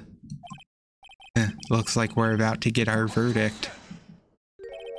That's far enough, Phoenix, right? What? I forgot about Edgeworth. Mr. White. I think the time has come. Shouldn't you confess your crime now? What? I said, shouldn't you confess your crime? Ergo, confess that you placed the wiretap. The wiretap. Order. Mr. Edgeworth, explain to the court what you mean by this. Distinguished members of the court, Mr. White is slightly confused. Allow me to explain. I really don't like the way this is headed. As you know, Mr. White is the CEO of Blue Corp. He ordered his secretary, Miss April May, to tap the law offices of Miss Fay. What does that have to do, Your Honor? The question is, when was the wiretap placed in the office and by who? No, you wouldn't. Mr. White, in order to place the wiretap, you entered Miss Faye's office. Am I correct? Correct, you are. Most correct, Miles. Give me a break. Yes, in order to place the wiretap, I breached Faye & Co. law offices. That is when I saw the accursed light stand. Now I'm confused. Please explain to the court what this all means, Mr. Edgeworth. Gladly, Your Honor. Mr. Phoenix Wright has made his position quite clear. He has determined that Mr. White knew the glass stand was in the office. He has shown that there was only one time Mr. White could have seen the stand, at the very moment of the murder. Thus, Mr. Wright would like you to believe Mr. White was the murderer. I see. However, it is in fact that Mr. White had been to the office well before the murder took place when he went to place the wiretap. He could have seen the glass light stand then. Ergo, Mr. Phoenix Wright's theory is revealed for the baseless conjecture it is. Mr. White, will you testify to the court about this wiretapping? Leave it to me. I feel faint. The wiretapping. It was the beginning of September, the week before the murder. I had entered the Faye & Co. law offices. Of course, I had done so to place the wiretap, that is when I saw this glass light stand. So you saw the stand before the night of the incident, and this is how you were able to identify what had fallen over by the sound. Correct. That is right. I see very well, Mr. Wright. You may cross-examine. Good luck, Phoenix. Well, I don't really have anything I can do with this. Besides press him on it. Do you have proof? Miss April May knew the details of Miss Faye's phone conversation. This proves that the wiretap was placed before the murder. Right. I had entered Faye & Co. law offices. Was it really you that went into the office, or was it Miss May? Unidentified fingerprints several days old were found in the Faye & Co. law offices. Those were obviously Mr. White's. And if I know Edgeworth, he's already run a check on those prints. Now, Mr. White, tell us why you went to the Faye & Co. law offices.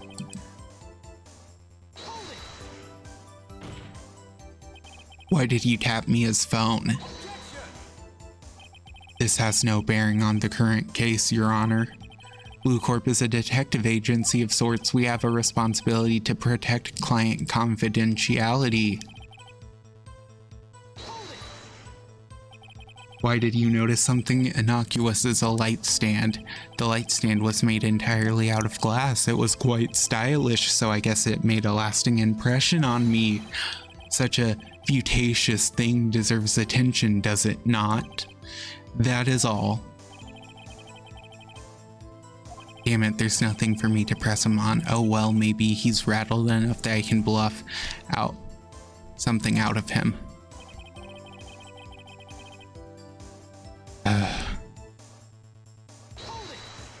Are you sure about that? Yeah, it's just the same. Yeah. Don't tell me I've run out of ammo. I'm afraid that's as far as you go, Mr. Wright. The time has come for you to admit your defeat. You fought honorably. No more. I can't take this anymore. Mr. Wright, are you giving up? Yes, Your Honor. Phoenix. Phoenix, over here. I know that voice. Mia? Never give up, Phoenix. Mia?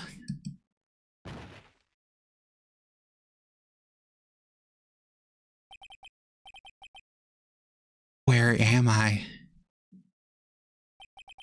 The waiting lobby? What happened? Oh, right. I lost the trial. I was hallucinating. Ah, you're finally awake.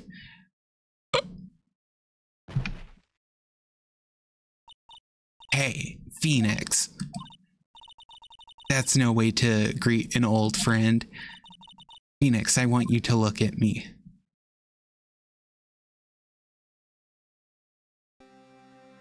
Voila, she's in Maya's clothes. You're Maya?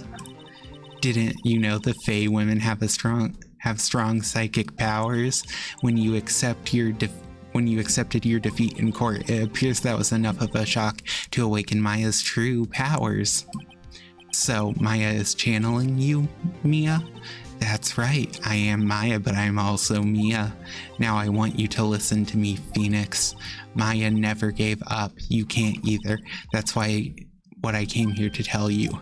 But we don't have much time, Phoenix. Now listen, you've already won. Huh? You have the receipt in the court record, right? Oh yeah, the one you wrote Maya on? Phoenix White wrote that, not me. So what do I do with it? Look at the front of the receipt. The front?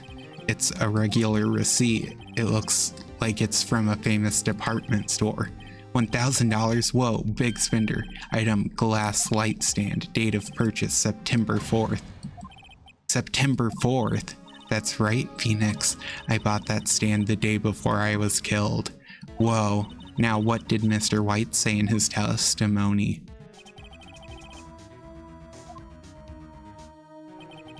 He said he saw the stand the week before the murder. There you go. I think the court is about to reconvene. Go do it, Phoenix. You know you're innocent. Now you just have to prove it. Right. Receipt updated in the court record.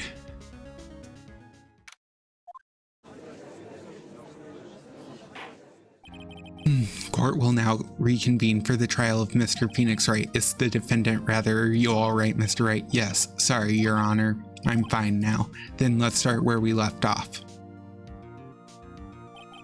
Your Honor, there is nothing to go back to. The cross-examination of Mr. White is finished. All that is required now is for you to pass judgment on the defendant, Phoenix Wright.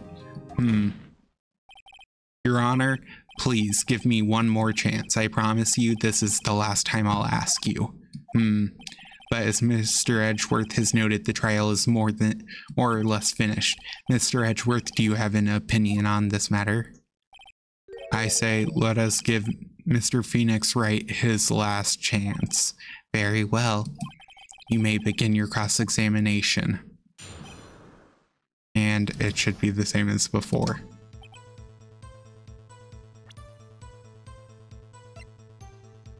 Present. Look closely at this. See the word Maya written in blood? Wah, you're grasping. I think not. Look at the other side of the receipt. The other side? Your Honor, would you tell the court what is written on the other side of the receipt?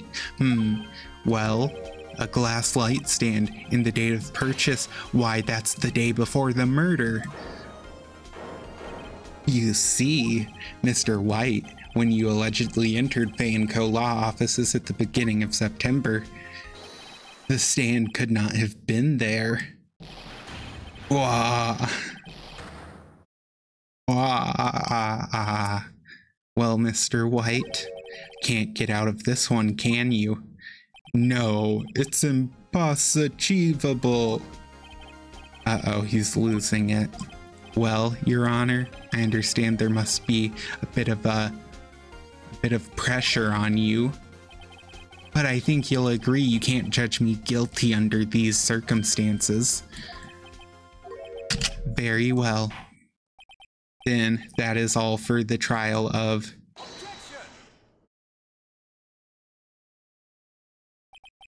Not so fast, Phoenix Wright. What? No way he can worm his way out of this one. Oh wait, I forgot. It's Edgeworth. There is a certain thread of logic to the defendant's claims.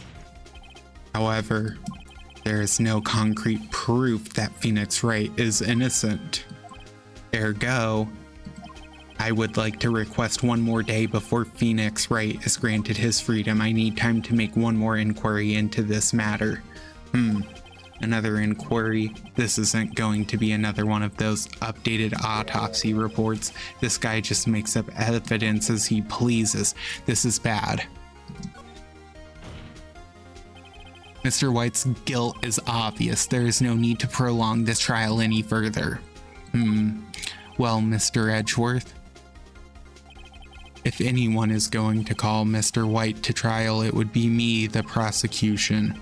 I need another day to ascertain whether these new claims have any basis in factual evidence. I see. Objection denied. What? The completion of the trial of Mr. Phoenix Wright will be postponed until tomorrow. No, there's no telling what will happen if I can't end this now. Edgeworth is sure to come up with or just make up something. And after Mia showed up to help me and all. Your Honor, may I go home? Of course, thank you for your time. Gah. The witness will stay. Mia Phoenix. Read this note out loud. Mia, what's this?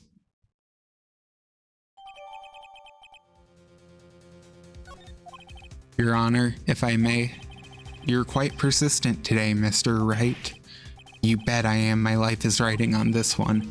I have something I would like to read to the court.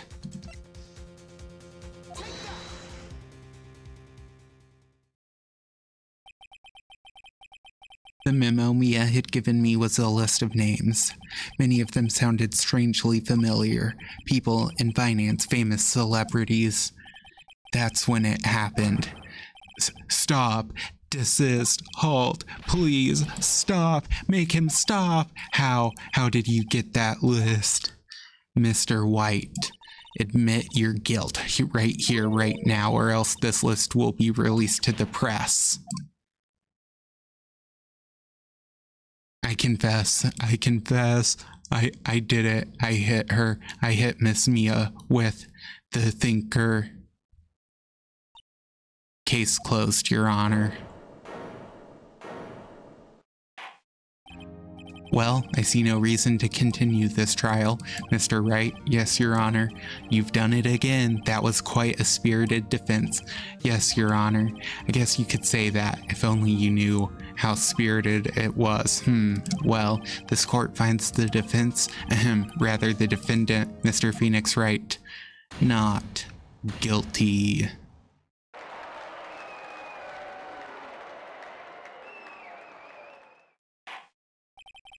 That is all. The court is adjourned.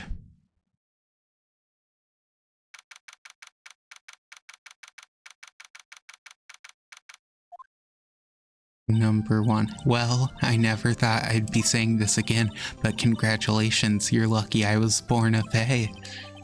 I'm lucky I had both you and Maya on my side. I'm glad you made it. Thank you, Phoenix. You risked a lot to help me and Maya. I won't forget it as long as I live, as long as you live. My time here's running out. Huh? Maya's powers are still weak. I can't stay here that long. What? No, there's still so much to say. Don't worry. I'm sure we'll meet again. Chief. I'm not the chief anymore. Phoenix, can you come to the office tonight? Say 9.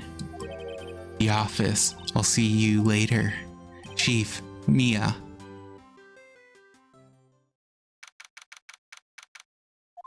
Okay. That being here, it's hard to not think about that night. You came, Mia? I was kind of worried you might not. Of course I came. Well then, I'm pretty hungry. How about a burger? Mia? Wahahaha, you should see your face. Mia? What are you talking about? It's me, Maya. Maya. What, did I look like my sister? Look like you were her. I might be able to use that. Oh, Phoenix, go to the store and buy me lunch, would you? Maya, why are you here? because of this. See, Mia wrote me a letter. Take care of Phoenix for me. Take care of, huh? She means the office. This office. Someone has to help with the new Wright & Co. law offices, right? And who better but me, Maya Fey, reporting for duty. Wait, no, on second thought, let's make this casual. Yo, Nick, Maya here, ready to... Yeah, you don't mind me calling you Nick, do you? It's a great name. Mia said that's what your friend Larry calls you. Nick. You know what this means. We're partners. You know, when I think about it, it is Maya's fault I'm here now, but if it wasn't for her, I'd probably be in jail. Right in Co law offices, it's got a good ring to it. Yeah. Thanks, Maya. Good luck, Phoenix. I'll always be here, watching. Right, okay, Nick, let's do it. Huh? Do what? Burgers, dummy, burgers. There's a great burger joint just down the street. Come on, time's a-wastin'. Okay, wait up. That's the end of episode 2.